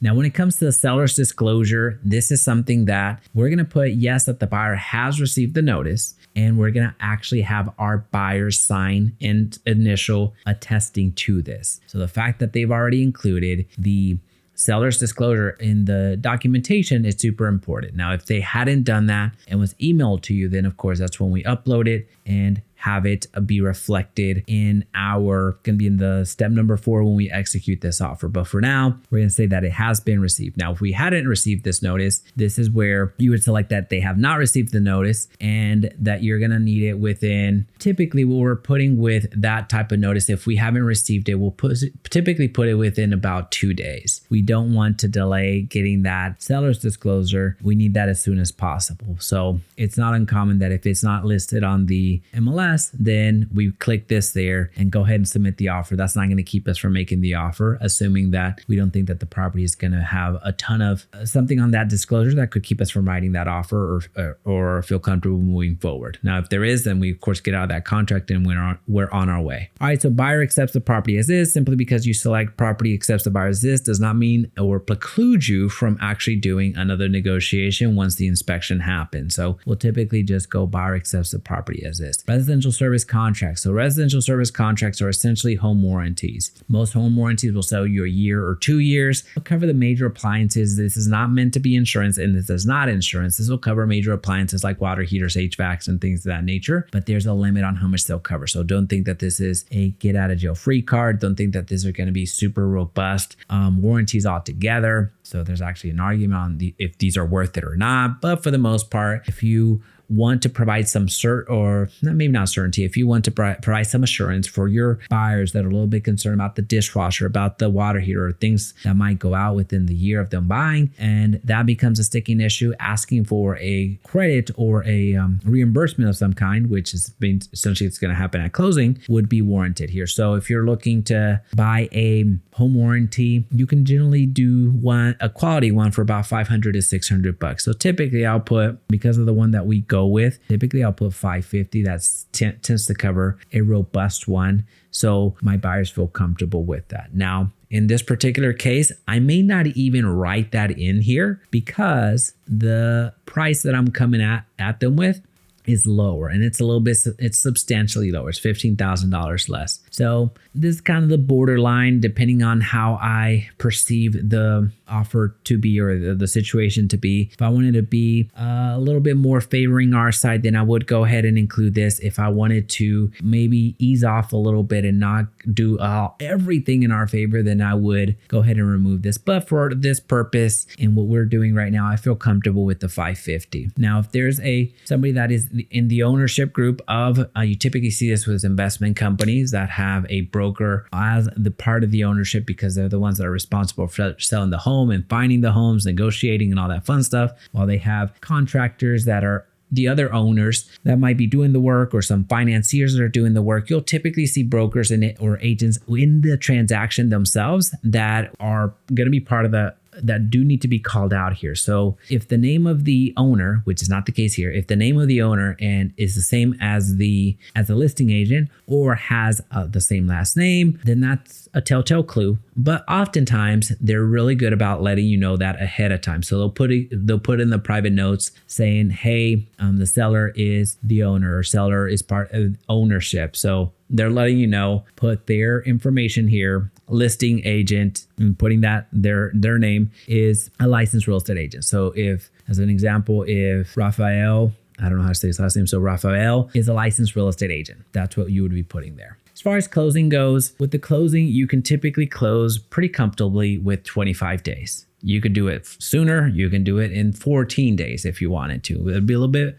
It'll be fast, but you could do it. But you could also close later. 25 days, no one's going to bug you about that. So typically what I do is I just plan it out from the date of they're going to receive it. So I'm assuming that they're going to receive the offer the following day. So I'm going to go 1, 2, 3, 4, 5, 6, and count it out all the way out to 25. So if I was going to do a 25-day closing, and then assuming that tomorrow is the day that the seller is going to receive it. So I'm going to go 1, 2, 3, 4, 5, 6, 7, 8, 9, 10, 11, 12, 13, 14, 15, 16, 17, 18, 19, 20, 21, 22, 23, 24, 25. Here's my rule. I do not close on Fridays. Why is that the case? Well, if, as an example, if we close on a Friday, and we miss, from the buyer side, we miss the wire cutoff date that many banks have around 3 p.m. If we miss that, then technically the title company is not going to release, unless the seller's okay with it, but very few are, they're not going to release the funds until they actually get the money in the bank. So essentially, if the buyer will go out there and they get the clear, they sign, and the lender reviews all the contracts, reviews everything, and they give the go ahead, even if that's the case, and the buyer has missed the wire cutoff, an issue becomes that the title company is not going to feel comfortable, especially since the seller is not going to allow you to do it anyway. They're not going to feel comfortable releasing the keys to your buyer. So you have buyers that might have moving plans that weekend and they can't get access to the home until Monday. That's very disruptive. That's very not cool.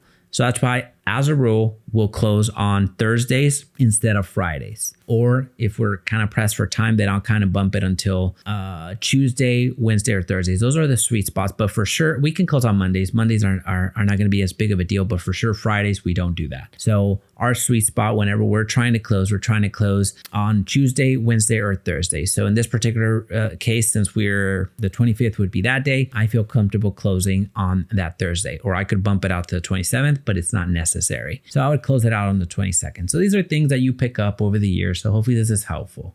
All right, so let's continue on this offer. Now, as far as possession goes, this is what we were talking about earlier. If there are special requirements from the seller, let's say they want a few days after the fact to move out of the house, or they're waiting to close on their next home, they might be requesting, you don't have to honor it, everything's negotiable, but they might be requesting a leaseback. So a seller leaseback is what it's called. Now, if you aren't going to be honoring that, or essentially if that's not going to be an issue, that's not something that they need, they're going to be out of the house, or when y'all close, then you're going to take possession upon closing and funding. But if you go ahead and tick this one off, then what you're going to need to do is have that addendum that we were talking about earlier attached to the offer, that there's going to be a seller leaseback. So upon buying that property, your buyers are now going to be turning right around and become the landlords of the tenants, which are the former sellers. Now, if there's special provisions here, you're going to stay away from this section as much as possible. The last thing you want to do is practice real estate or any law altogether. So you can get yourself in a very interesting predicament, we'll put it that way, by trying to write legalese here. Even with ChatGPT, I really wouldn't recommend. So this is something that you're going to want to get with your broker. You're going to want to get with even an attorney. If there's something special that's unique that you need to be writing in here. But for the most part, 90% of the time, 95% of the time, you're going to leave this blank. There's not much that you're going to be putting in here. Because again, the last thing you want to do, as you're seeing here, is do not practice law. You are not authorized to do that. You are not an attorney. Now, as far as the seller's expenses, so with the seller perspective, if you want, let me back up. There's two important things here to consider. So seller shall pay the following expenses. Now, this is just assumed. They have to release liens, all that fun stuff. So they have to sell an unencumbered property. It's essentially what's being said. But when it comes to B or C, it says two distinct things that you need to understand the difference between the two. So here, B, the following amount to be applied to the broker fees that the buyer has agreed to pay. So either a set amount or a percentage.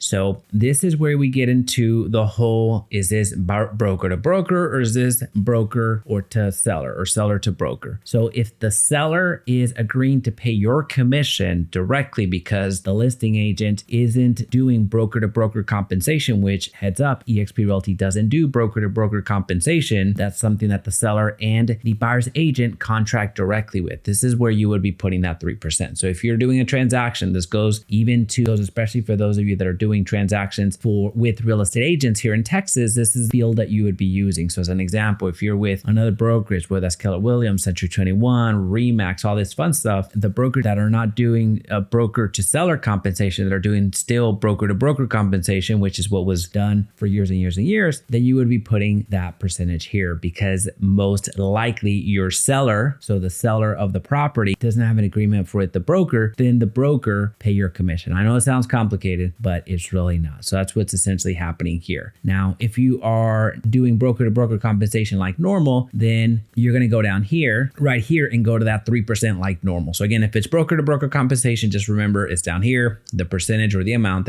that's being paid by the broker, the listing broker, and your brokerage, that would go down there. But if it's a seller to broker comp, then you would be placing it here, where the seller is agreeing to pay you upon the seller proceeds your commission. This is very important that you understand the differences. So that's what happens on B. But 1A, this is if the seller is agreeing to pay for buyer expenses, so any buyer expenses, so essentially giving a credit, a seller credit. So if your buyer, as an example, doesn't have enough money to close or needs some additional money to buy furniture, as an example, well, they could finance that in the deal in some way, and that's by offering whatever they want to offer. So in this particular case, let's just say, let's write this offer in a different way. Let's say we ultimately wanted to pay, we were not going to pay list price of what's this property valued at, or it's not valued at, the price at $675. Let's say we don't want to offer $675, but we need, maybe we want to buy down the interest rate, or we just need more money for closing because your buyer doesn't have enough money to close. Or let's say another example would be, they need a little bit of money for furniture once they close on that home. So it's long story short, you're still not committing to pay that full amount, if you will. You're going to be asking for some seller credits. That's what's happening. So you could write this offer to where you're offering, as far as the sales price is concerned, $675, so the full asking, but instead of, so do that $675 and that $15,000, instead of asking off of the price, you're asking for it down here, so off the bottom. So essentially you're saying that once we close, the seller, or as at the closing, the seller is going to credit your buyer $15,000. So that way your buyer doesn't have to come to the closing table with as much money for closing costs. That's essentially another way that you could get a buyer that might be a little bit light on cash to the closing table, or a buyer that is very monthly payment sensitive, where they need to be at a certain monthly payment, but you can't really achieve that because of the higher interest rate. Then this is a way for you to get into an offer or to a contract here, get your buyer into a contract here that will allow for that to happen, where your buyer can then use a portion of that $15,000 to buy down the interest rate. So instead of getting a 6% interest rate right now, or 6.25, reduce that down to somewhere in the fives. Hopefully this is making sense. Again, I'm condensing a lot of different things here, so I'm giving you a lot of really cool stuff. So hopefully that earns a like. But these are strategies that you're going to go through. In this particular case, we're going to pretend that this is broker to broker comp, and we're not going to ask for some seller credits there. All right. So again, please review the rest of the contract. Please, please, please, please, please. And as far as notices go, you have the notice for the buyer, you have the notice for the seller. So here you're going to want to put I typically don't put addresses here, especially on the seller side, because I wouldn't know that particular address. Well, the home that they're selling, they're not going to be in that home. So not going to be putting that there, but I typically just put emails and then copy myself in this email. So I would put the email of the buyer, and then also the email for myself. Now, when it comes to, and then as far as the seller, I wouldn't know that at this point in time. If they want to fill that out, that's up to them. I'm not too big of a stickler here. Now, when it comes to the addendums, now, ideally we want to have all of the appropriate check boxes ticked off. Please be very mindful of what you're going to need with your contract. So we already agreed the third-party financing, that's going to be included. So we're going to include that. There's no seller financing involved, so we're not going to worry about that. The addendum so essentially the HOA, that is going to be a case. Now, when it comes to the buyer's temporary residential lease, please know the difference. So this is where it gets a little bit tricky. We're not selecting this because it's actually not the buyers that are doing a temporary residential lease. It's actually the sellers. So here, if they're staying for shorter than than 90 days, which you should not be writing offers that you're going to have a seller stay for longer than a month. I mean, a few days is fine, but 90 days is a little bit crazy. So we're not looking for that. Now, when it comes to the addendum that we're going to be using here, we're going to use the seller's temporary lease agreement because it's actually the seller that's going to stay put in that home. Your buyer now becomes a landlord. So just make sure that you know the difference there. Now, known assumption, this is becoming more and more often and more common now, because there's a lot of homes right now that are for sale that are locked in at a ridiculously low interest rate of 2%, 3%. And that is an advantage. That is a selling point that if you're able to and get a loan assumption, that is huge for some buyers. Now, there's some pros and cons about that type of arrangement, but if it does come due, then you're going to be selecting that. Now, the only other thing, there's a few addendums that are going to be rare, and I mean ultra rare, that might come into play here. So we're going to work on, let's see what else. If this is a home that's older than 1978, which I'm sure it's not, but it's 2004. If this was older than 1978, then when they were painting with lead, then we would be selecting this and attaching that addendum, but we're not. That's not a case. That's not something that we have to worry about. So for the most part, this is ready to go. The attorney part, you're not going to need that all that often. You're going to have the buyer, in this case me, and then the seller, in this case that seller. Those are going to be the spots that are going to be filled out for contract. Oh, we didn't fill it in, so we could just fill it in right there. So there we go. Fill in our information here, representing the buyer, sellers representing the seller, put their license information. So let me back up here. So here, what we would put would be the brokerage that you're a part of. So in this particular case, I'm part of eXp Realty. That's the brokerage that I'm part of. I'm representing the buyer. That's me. That's my license. The team name would be the DFW Homeowner Group. So again, if you're part of my real estate team, then this is what you would be putting as well. Contact information, and then licensed supervisor associate. So essentially the broker on record. So here, our present broker would be listed out here. I'm going to forgo this part right now, but here, as of the time of this recording, it's Karen Richards. You would find her information on Trek, or you would find her information if you're in our team. You're going to find that in our hub that we have. Your IAB, you're going to find this information. It's easy. Now, what you're going to want to do as well, though, is make sure that the rest of this information over here is filled out. So you see the listing agent's information right there. You're going to put their license info right there. So you're going to go down here and find this individual's license right there. So we're going to go ahead and put it. Now, if there's a team involved, they'll usually say there's a team or something like that. You'll usually find that more in the offer instructions. So listing broker, you would put the broker's information, which would be listed over here as well. In this case, it's Rafael is both. So in this case, you could just put his information there if you wanted to as well. Now, if they are offering that broker-to-broker compensation that we were talking about earlier, which is the way that real estate was done primarily before 2024, when this whole NAR lawsuit came into play, became settled. It was into play earlier before that when the lawsuits began. But if you're doing broker-to-broker compensation, then you select the amount that you're seeking from the broker. So it's the broker that's going to pay you in this particular regard, not the seller. So yes, the money is going to come from the proceeds of the sale, but it's actually the broker that's going to be cutting you. Essentially, they wouldn't cut you the check, it would be the title company. But here you would be selecting your percentage. So here we're going to say we're going to ask for 3% to bring them a buyer. Now, the rest of this information is going to be filled out by the title company. Now, all of that is how you fill out a contract, right? Now I'm going to go a little bit quicker because for the most part, the 1 to 4 family contract is the meat and potatoes of this. Now, the third party financing addendum is important for us to know as well. So we're going to cover this. Now, when it comes to the type of financing that your buyer is going to go through, that is important that you know ahead of time. So once again, whenever we were getting clarity with our buyer and asking them for their legal name, the type of loan, we're asking about if they're still doing 5%, 10%, 30%, whatever amount down. We've probably already spoken to the lender, so we have a good picture of what that buyer is capable of and how they plan to finance. So this is where this comes into play. So whenever, let's just say if we are doing conventional, which is pretty common, or FHA, you're going to be doing either this, or of course any other types of loans. But for the most part, you're going to find that 90% of the offers that you do are going to be either conventional or FHA, unless you work with a good amount of VA financing here. So for our purposes, we're going to keep it easy squeezy. We're going to go with this. We're going to go conventional. We're going to do a first mortgage loan. It's very rare that you're going to do a second mortgage loan, so we're going to forgo that. I forgot the amount that we were saying here. What was it? 660, and we did 10%, right? So we're going to do 90% of that.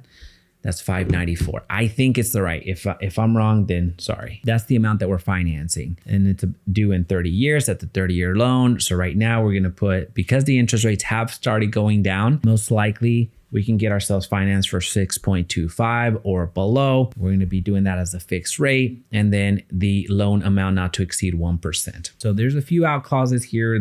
I wouldn't bank on these being all that. There are technically some out clauses here, but from what you just put. So the first mortgage loan is this, excluding any PMI, blah, blah, blah, due in 30 years with the interest not to exceed 6.25. So essentially you're saying that the interest rate is not going to exceed that in order for this to go through. And then also the origination charges as shown on the buyer's loan estimate for the amount not to exceed 1%. So essentially, if it's above 1% of the loan, then you're looking at the financing craters, right? So you're sharing a little bit about that. Now, I wouldn't necessarily, a lot of agents use this as out clauses for their offers. I would go through whenever I'm on the listing side and review and see how viable this is. But this is pretty doable, at least in this market. So we're writing something credible, not something egregious. And again, technically, you could try to get out of contracts for this particular language because let's say the loan estimate exceeded 2%. So then, financing, we said that we were going to do this. Now that we can't get financed, we got to get out of this contract. I wouldn't necessarily go off of this. Anyway, let's continue going. You're not going to need the rest of it until here. Once we get to the buyer approval, this is that important part that we were talking about of that out clause that you can actually come to in the event that you need to. So let's say that earnest money that we talked about in the 1 to 4 family contract is 1%, which it is, and it's $6,600. Well, if we needed to, we have up until 21 days to let the seller know that we're not able to get qualified. So that's why it's important that your buyer works very closely with the title company and with the lender, most importantly, so you know if this is going to close. If you get to day 15, day 16, day 18, and you get that dreaded call from the lender saying, hey, Jaime, turns out this came up and buyers is saying this, and it turns out that, they technically can't get approved. Well, thankfully it happened within the 21 days and we can send that buyer didn't get approved and we get out of that contract and the buyer gets that earnest money back. Now, if that call happens on day 22, so essentially the 22nd day of getting under contract, then there's an issue. We cannot point to this as our out clause to get our earnest money back. So at that point, your buyer has breached contract. So at that point, they are SOL, out of luck. You could try to find some additional clauses, out clauses here throughout maybe not the financing, but on the contract itself to get that earnest money back, but you're swimming up the stream here. So that would be a little bit more challenging. So the more days, all of that to say, the more days that you give your buyer to get approved, the better. And typically I'll put 21 days. No one really bats an eye. If I get pushback, I'll drop it down to 18. And if needed to, if I need to get super aggressive and I know that my buyers are iron tight, it's not going to be an issue of getting approved, then I can get more aggressive. I can get down to 15 days. I can get up to 10 days. I could waive this all together. And when I say I mean, of course, we can let our buyer know, but this is one of the out clauses that we like to embed in offers so our buyers are protected. Once again, we're trying to protect that earnest money back. That option fee that we were talking about earlier, that's not at play here. The option fee is an expense. It's a fee. It's not a deposit of any kind. You're exchanging whatever it is that you put in that contract for the amount of days that you were requesting. All right. So if you're doing an FHA loan, then you're going to need to put that amount here, the actual amount of the home, by the way. So a lot of people get that wrong. You're not looking at the loan amount. You're looking at the actual value of the home or the sales price of that home. But we're not doing an FHA loan in this particular example, and you get that signed off on. All right. So that is the third party financing addendum. Now, I know we're going through a lot right now. And if this is your first transaction, you're probably thinking, how can I get my money back and get out of this industry? It gets so much easier. It gets so much better. I wish I had this. Well, in fact, to be fair to my broker, shout out Ryan, the first broker that I had, I'll tell you exactly, Jaime's corner for a quick second. I'll tell you exactly how I wrote my first offer. So whenever I got into this industry, which was I think it was either January or February of 2017. That's when I got my real estate license. Now, whenever I wrote my first offer there within a couple of days of getting licensed, no, to be fair, a couple of weeks, it wasn't that quick. And then a couple of weeks of getting licensed, how I wrote my first offer, I didn't have a video. There wasn't a YouTube video there that would show me how to do this. I did lean on my broker to a certain extent. And I did lean on a previous relationship that was in real estate at that time, or is still now in real estate. Shout out Charles, who helped me write an offer. I leaned on them, but before I put it in front of them, before I had them review, I didn't necessarily go to them first to certainly go to the Zip forums, or I think it was Zip forums back then that I used before going to the transaction desk. I actually looked at the previous offer that my actual agent, prior to me getting into the industry, had written on the home that I bought. So in other words, I bought a home and I actually sold a home before I got into the industry. So I used the offers that my agent that was representing me, shout out Bob, I used those as indicators. And so I was looking and I was, all right, so it looks like this offer was saying this amount, it looks like 1%. This offer is offering like 1%. This offer's over here. So I piecemeal together, I did this Frankenstein of an offer. And that's how I came up with my first offer, is what I'm telling you. That's how I came up with what I knew to put on the offer itself. So I put the Frankenstein offers of the ones that we submitted whenever we were buying the home that I was in at that time. And then also all the offers that I received when I was selling my home. So I used that Frankenstein of an offer. And then of course, shout out to my first broker and really my first mentors, because Bob is also the one that helped me buy the home. He has remained a close friend. So Charles, Bob, Ryan, I owe a lot as far as the real estate is concerned in getting good at this, getting okay at this. All that to say is, if this is overwhelming today, that's okay. It's gonna be, but it gets better. It gets better. So the one thing that you'll find, especially if you're part of our real estate team, I know I say that a lot, but this is something that we use here internally. So you get access to it, even if you're not part of our team. Now, if you want to join part of our team, our contact information is down below. So make sure you check that out. But when it comes to the something that will, where's I going with this? Anyway, I lost my train of thought. I went into story time and then I just never came out. So we're gonna keep pushing forward. It gets easier. So the one thing that I encourage all of our agents, especially if you're part of my team, to practice making offers. You may not have a client. You may not be sniffing a lead in 30 days, which if you're part of our team, you get leads provided to you. So there's no reason that you won't have a client here within the first 30 days of you being licensed. But for anybody else, practice making these offers, practice writing these up, and you're going to be surprised how quickly that you're going to pick this up. But let's continue. Now we're going to fill out the addendum for the HOA. So we're going to click on that and we're going to fill it out. All right, so from the HOA perspective, and notice something, the address, we haven't needed to input that at all. And that's because we started the transaction from the transaction desk up here. Had we not, how we started from scratch, had we started directly from the Instanet here or Zip forms independently, then you would need to have put this information manually. So that's a big advantage for you. Now, when it comes to the property association name, you can find that sometimes, not sometimes, it should be providing. So you'll see principal management group. That's the HOA and that's the phone number of the HOA. This is something that listing agents are required to intake whenever they take on a listing. So you'll have that information. Now, little pro tip, in the event that we have a listing agent that's not that clean with their listings, that's not that, let's say they're not that diligent with them, just go to another home. Go to another home, because chances are in this subdivision right here, they have the same HOA. I would be shocked. It would be almost irresponsible. So if you go to a previous listing here and just go and click here, you're gonna most likely see the same property management there. So, oh, look, principal management. So now we have a conflict here. Which, let's see who wins out. We're gonna use whatever on the listing regardless. So we have principal management. Okay, so it appears that our listing was actually correct and the other one was not as correct there. So we're gonna click around now that I'm association principal management. Okay, so it's association principal management. So some are saying principal, some are saying association. You can simply Google this and get the tiebreaker here. Associa, principal management group. So, okay, it's principal management group. That's what we're going to go with. So we would select that. So we would put that in here. Let's go back here. Principal management group. We're going to put that, and then the phone number would go right there. All right.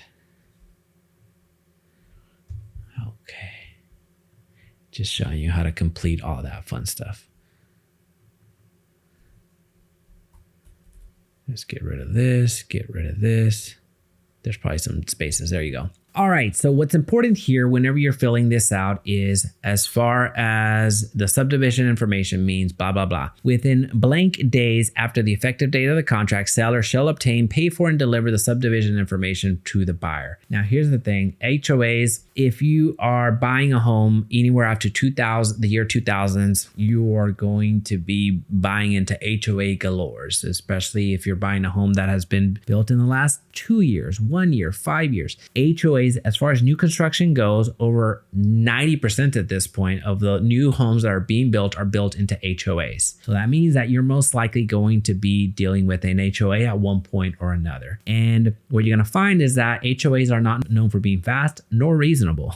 So if you wanted to get some additional information and want to push the envelope and be super quick with an HOA, that's called not possible. So you do have to be reasonable with your request here. So typically we'll put about 21 days. We'll give the seller plenty of time to get that information. So essentially request the transfer of ownership. The seller pays anything that they have due to the HOA, because an HOA technically can foreclose on a property. So if there's a lien that the HOA put on that home because that home failed to maintain their yard and they kept assessing them fees, and the homeowner got super strict and like super ornery to where they weren't going to pay come heck or high water, eventually the bill's going to come due or this home does not sell. So this is something that you have to keep into consideration. So that's what we would be selecting, and hear that within a certain amount of days, the seller needs to have all of that buttoned up and give you, essentially, you need to be, I don't want to say approved by the HOA, but in a way you kind of do, but give you that transfer of HOA, let's call it ownership responsibilities, that you need in order, your buyer's going to need to benefit from that home. Now, the buyer shall pay any and all association fees, deposit reserves, and other charges associated with the transfer of the property not to exceed. Here, I'll either do $100 or $200. So it's essentially a credit, if you will. So if the buyer shall pay any and all association fees, deposit, blah, blah, blah, with the transfer of the property not to exceed a certain amount, and then the seller shall pay any excess. So essentially the seller's going to pay the delta. And this typically, for a transfer of HOAs, the seller is paying, I mean, HOAs are getting so crazy. They'll charge $350 just to change something. So there's going to be some expenses there. Seller authorizes the association to release, blah, blah, blah, if the buyer does not require the subdivision information, blah, blah, blah, blah, blah, blah, blah, waiver, first review full. Buyer shall pay the title company the cost of obtaining the information prior to the title company order. So essentially, if something is missing, if something is necessary to close on that property and that's being requested upon, then we are, as the buyer, going to go ahead and putting ourselves to pay that. So that would be this part. Now, another reminder, depending on the brokers that you're a part of, you probably need to send over some disclosures. It's very simple. You just upload whatever those disclosures happen to be. Oftentimes it has to do with an affiliation or a relationship with a third party, or a relationship or affiliation to a home warranty company, something like that. That's something that there's legal disclosures that you have to send out to your client. So that would be the appropriate time to upload to your transaction desk and send them over.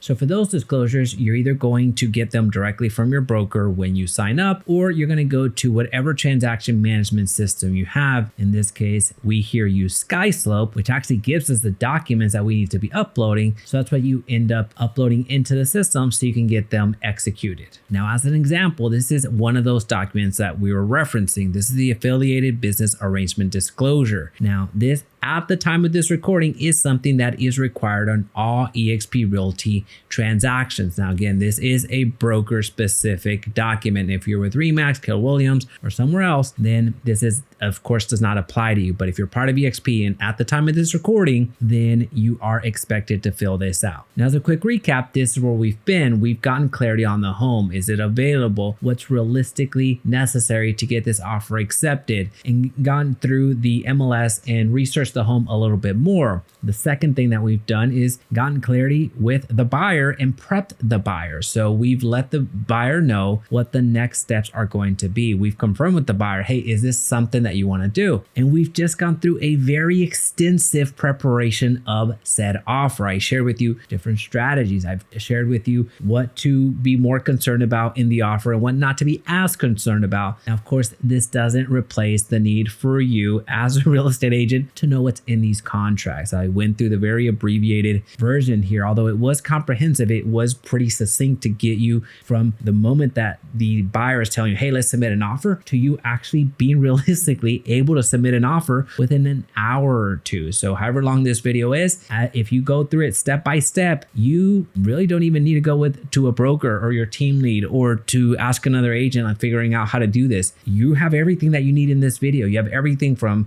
checking out the home, prepping the buyer, getting the offer together. So you have everything that you need. Now what we need to do is we need to execute the offer. Now to execute the offer, it's super simple. And this is why I really like Transaction Desk, because it makes it so much easier for us.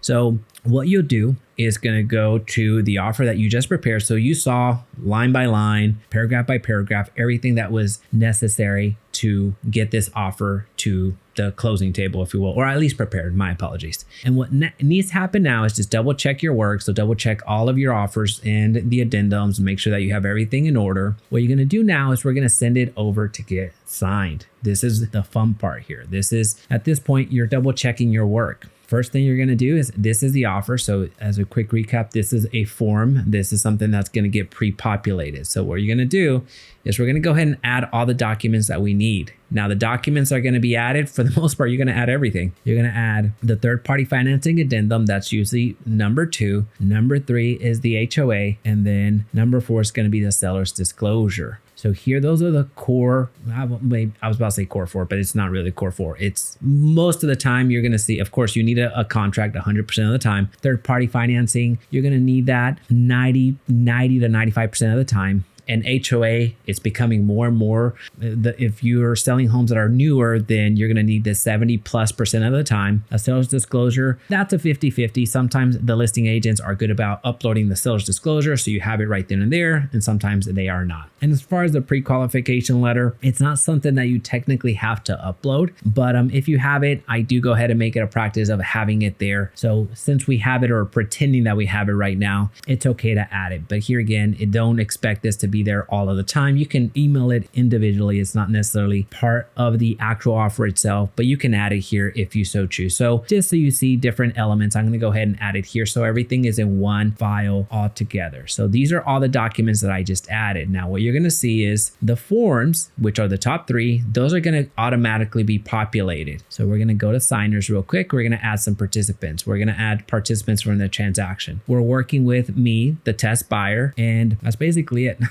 If there was a document that needed to be signed by you, then you would add yourself to the transaction. But in this particular case, you don't have to. There's nothing here that's going to require you to initial. I don't believe that's the case. Well, if you had the disclosure, that any type of disclosure that your broker requires you to, if you're going to include it in, you wouldn't necessarily include it here. You would just have it internal for your records and your buyers. So this isn't something that you would be sending over in the offer. That's not required. So that, like that form that we just talked about, that I showed you, the affiliated business disclosure, that's not something that you send into the offer. That's more internal paperwork. All right, so what we're gonna do is we're gonna go to layout. We're gonna go tools, and then you're gonna see that me, the test buyer, is already pre-populated. That's why I like this. It's so much easier. I'm gonna double check everything, make sure that it's in order the way that I want it. So I'm just gonna have the initials, and then we're gonna get down to the signature page. So the signature page is right here. You can see the seller and the buyer. Those are the only 2 parties to the transaction. So just important to know that. Now,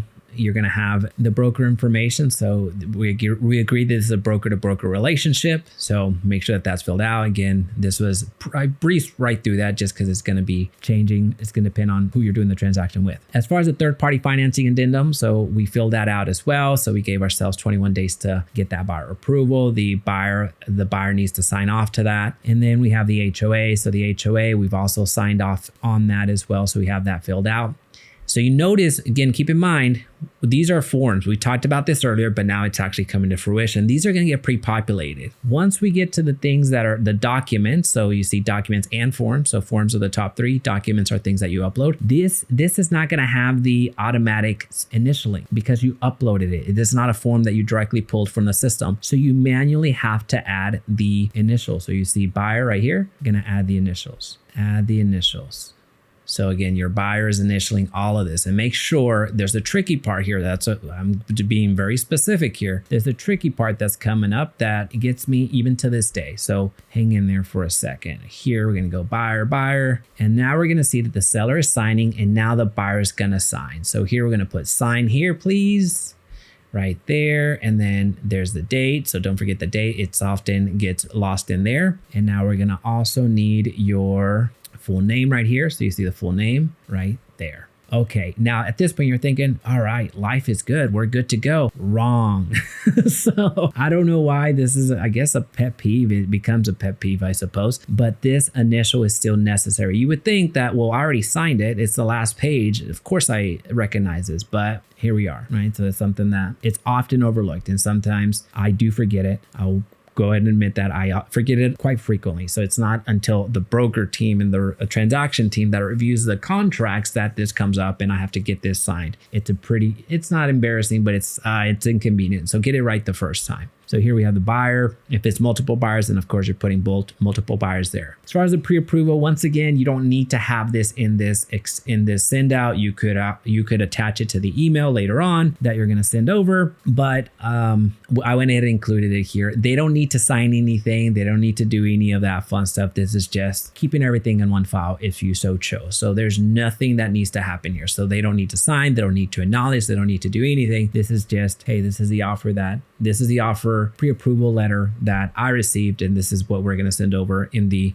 contract. So this is something that would be sent out. All right, so we're going to go to next, and then it's going to have a few days, actually it's a month before it expires, and you're going to send it. So when you hit send, it's going to go out, and then the individual on the other end, they're going to be clicking on this, and they're going to start signing. And at that point, once they do sign, you're going to be able to see if they have gone ahead and signed it. Right here, you're going to see the participants. If they've opened and signed, you're going to see it's going to go from sent, it's going to go into completed at that point. Now, if you need to send a reminder, if they're telling you, hey, I haven't received it, we'll ask them to check their spam. If they're checked their spam and for whatever reason they're still not getting it, check the email that you're sending it to. At this point, you've already uploaded their information whenever you sent over, but sometimes things do happen. So if they deleted it for some reason, something happened, just go ahead and send the reminder and get some additional details to double check your work. So here you get to see what was actually sent out and the history, if they've opened, again, if they've signed, and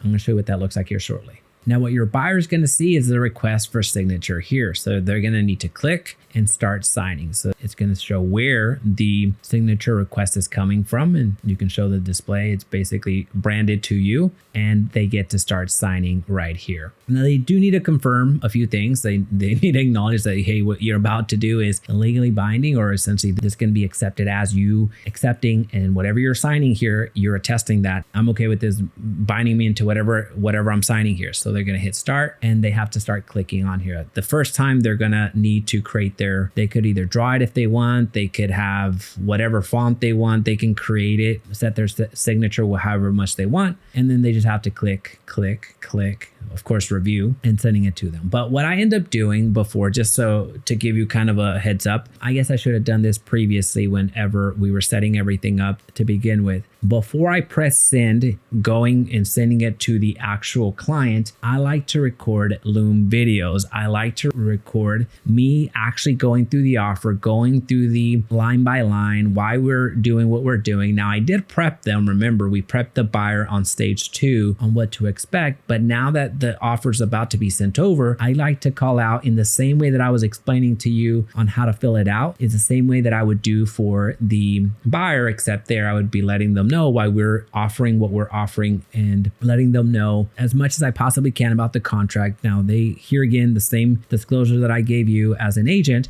they are expected to review the contract, understand the contract, and sign the contract. So what I do in the Loom video is that's very much what I'm doing right now. As I'm scrolling through, I explain everything and why we're doing it. But again, I encourage them that they have to read the contract. What I'm doing is providing a express version for convenience, but they do need to go through and review the contract themselves. And very much what you're seeing here as I'm scrolling through, I go and explain the contract in detail. It's usually 8 to 12 minutes is what it takes for me to explain a full contract in detail. So when I send over the text or email letting them know, hey, the offer's in your inbox, I also send a Loom video that will give them the breakdown on what the offer is actually about. All right, so now that they've signed the offer, they have the option of go ahead and downloading right there. What some people end up getting confused on is they see another hyperlink here and they start creating their own Authenticign subscription. They don't need to do that. They don't need to log in. They don't need to do any of that. On your end, what you're going to see is that Citi is emailing me,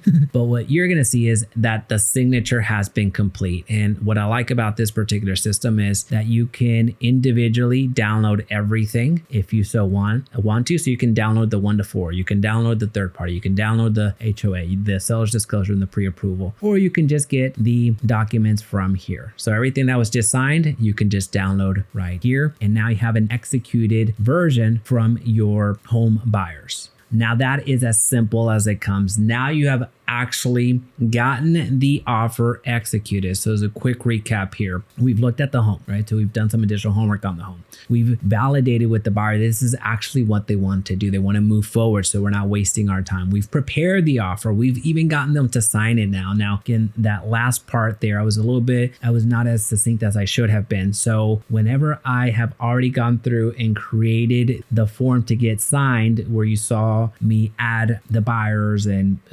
selected where they need to be initialing and signing. Once I create that, and before I press send, I record a Loom video, LOOM, that video where I screen record myself going through the offer. And that video is going to be 8 to 12 minutes. Normally, I send that link, that recorded video in my text, letting them know, hey, the offer's in your inbox. Here's a brief video explaining the offer. Let me know if you have any questions. That way, I don't have to coordinate back and forth. I don't have to coordinate them a call especially if they're busy, if they're working. I get to send them that, and I also get to see that they have reviewed it, or if they haven't reviewed it. That's the beauty of a trackable Loom that I send over. So that's what happens on the executed version. At this point, we got to send it over to the listing agent.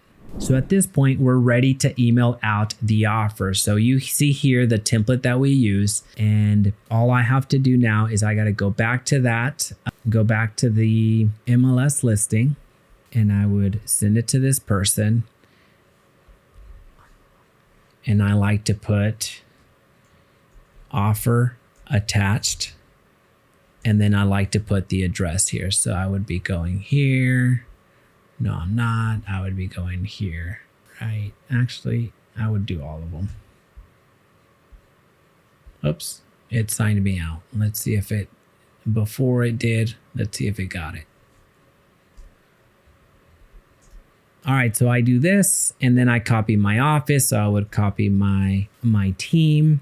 And so offer attached, this is the address. Hey, listing agent. So I would replace that, of course, with Raphael. Hope you're well. Please find my client's offer attached. Our clients are excited. Look forward to working with you, blah, blah, blah. So the last part, of course, I'm going to attach the files. So here, I'm going to attach the offer right here. Now, at this point, a quick reminder, this offer has everything. This offer has the contract. This has the third party. This has the HOA. This has everything. So at this point, I'm ready to press send. Now, if this was a normal thing, I would actually send it out. But of course, this is a training video. But you're not done. Even after sending that email, please, please, please do not miss this next step, because this is where it could all unravel. One of the keys to getting your offers accepted is, well, I'll back up and talk about that here shortly. But one of the keys to getting your offer accepted is confirming that they have received, right? So we know that sometimes our emails can go into spam. We recognize that. So we have to reach out to the listing agent and let them know that, hey, there's an offer in your inbox. That is absolutely critical. That's absolutely vital. So once you press send, make sure that you go ahead and let the listing agent know.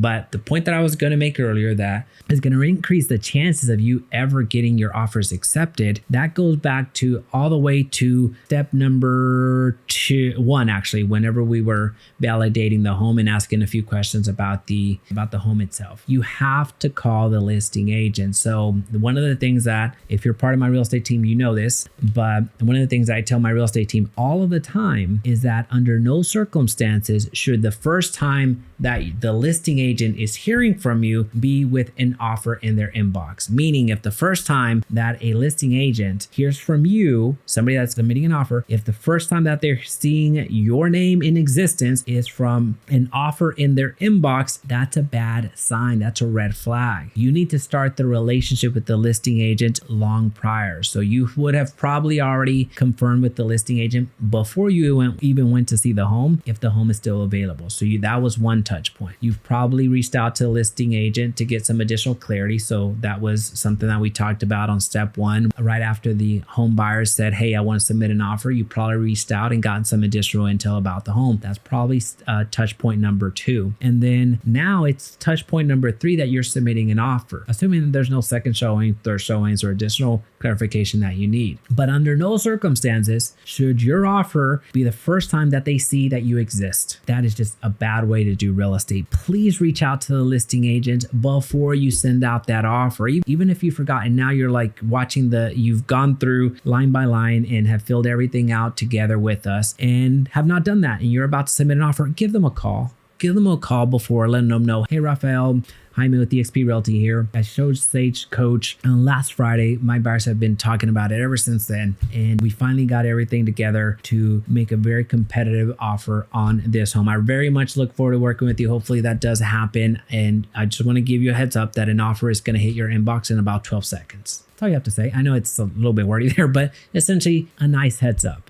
So again, under no circumstances should the listing agent that you're submitting an offer for be hearing from you for the very first time with an offer in their inbox. That is too late at that point. You want to make it as easy as possible for them to say yes. So that's when you you're sending out the email, you're texting them. And the best practice here is when you're sending out that offer is to ask your lender to go ahead and give the listing agent a call as well, to make it as easy as possible for the listing agent to vet out that you are a real offer, that you should be the person that they want to work with because you're professional, because you have everything lined up, and you're making it very easy for them to say yes. That's all you need to do whenever you're submitting the offer. I know it sounds like a litany of things, but trust that with more repetition, with more at-bats, you are going to be getting well over half of your offers accepted. In this market, you should be getting 90% of your offers accepted, but that does depend on market to market. Now, if you found value in this video, go ahead and hit that like button, comment down below, and let's put offers. If you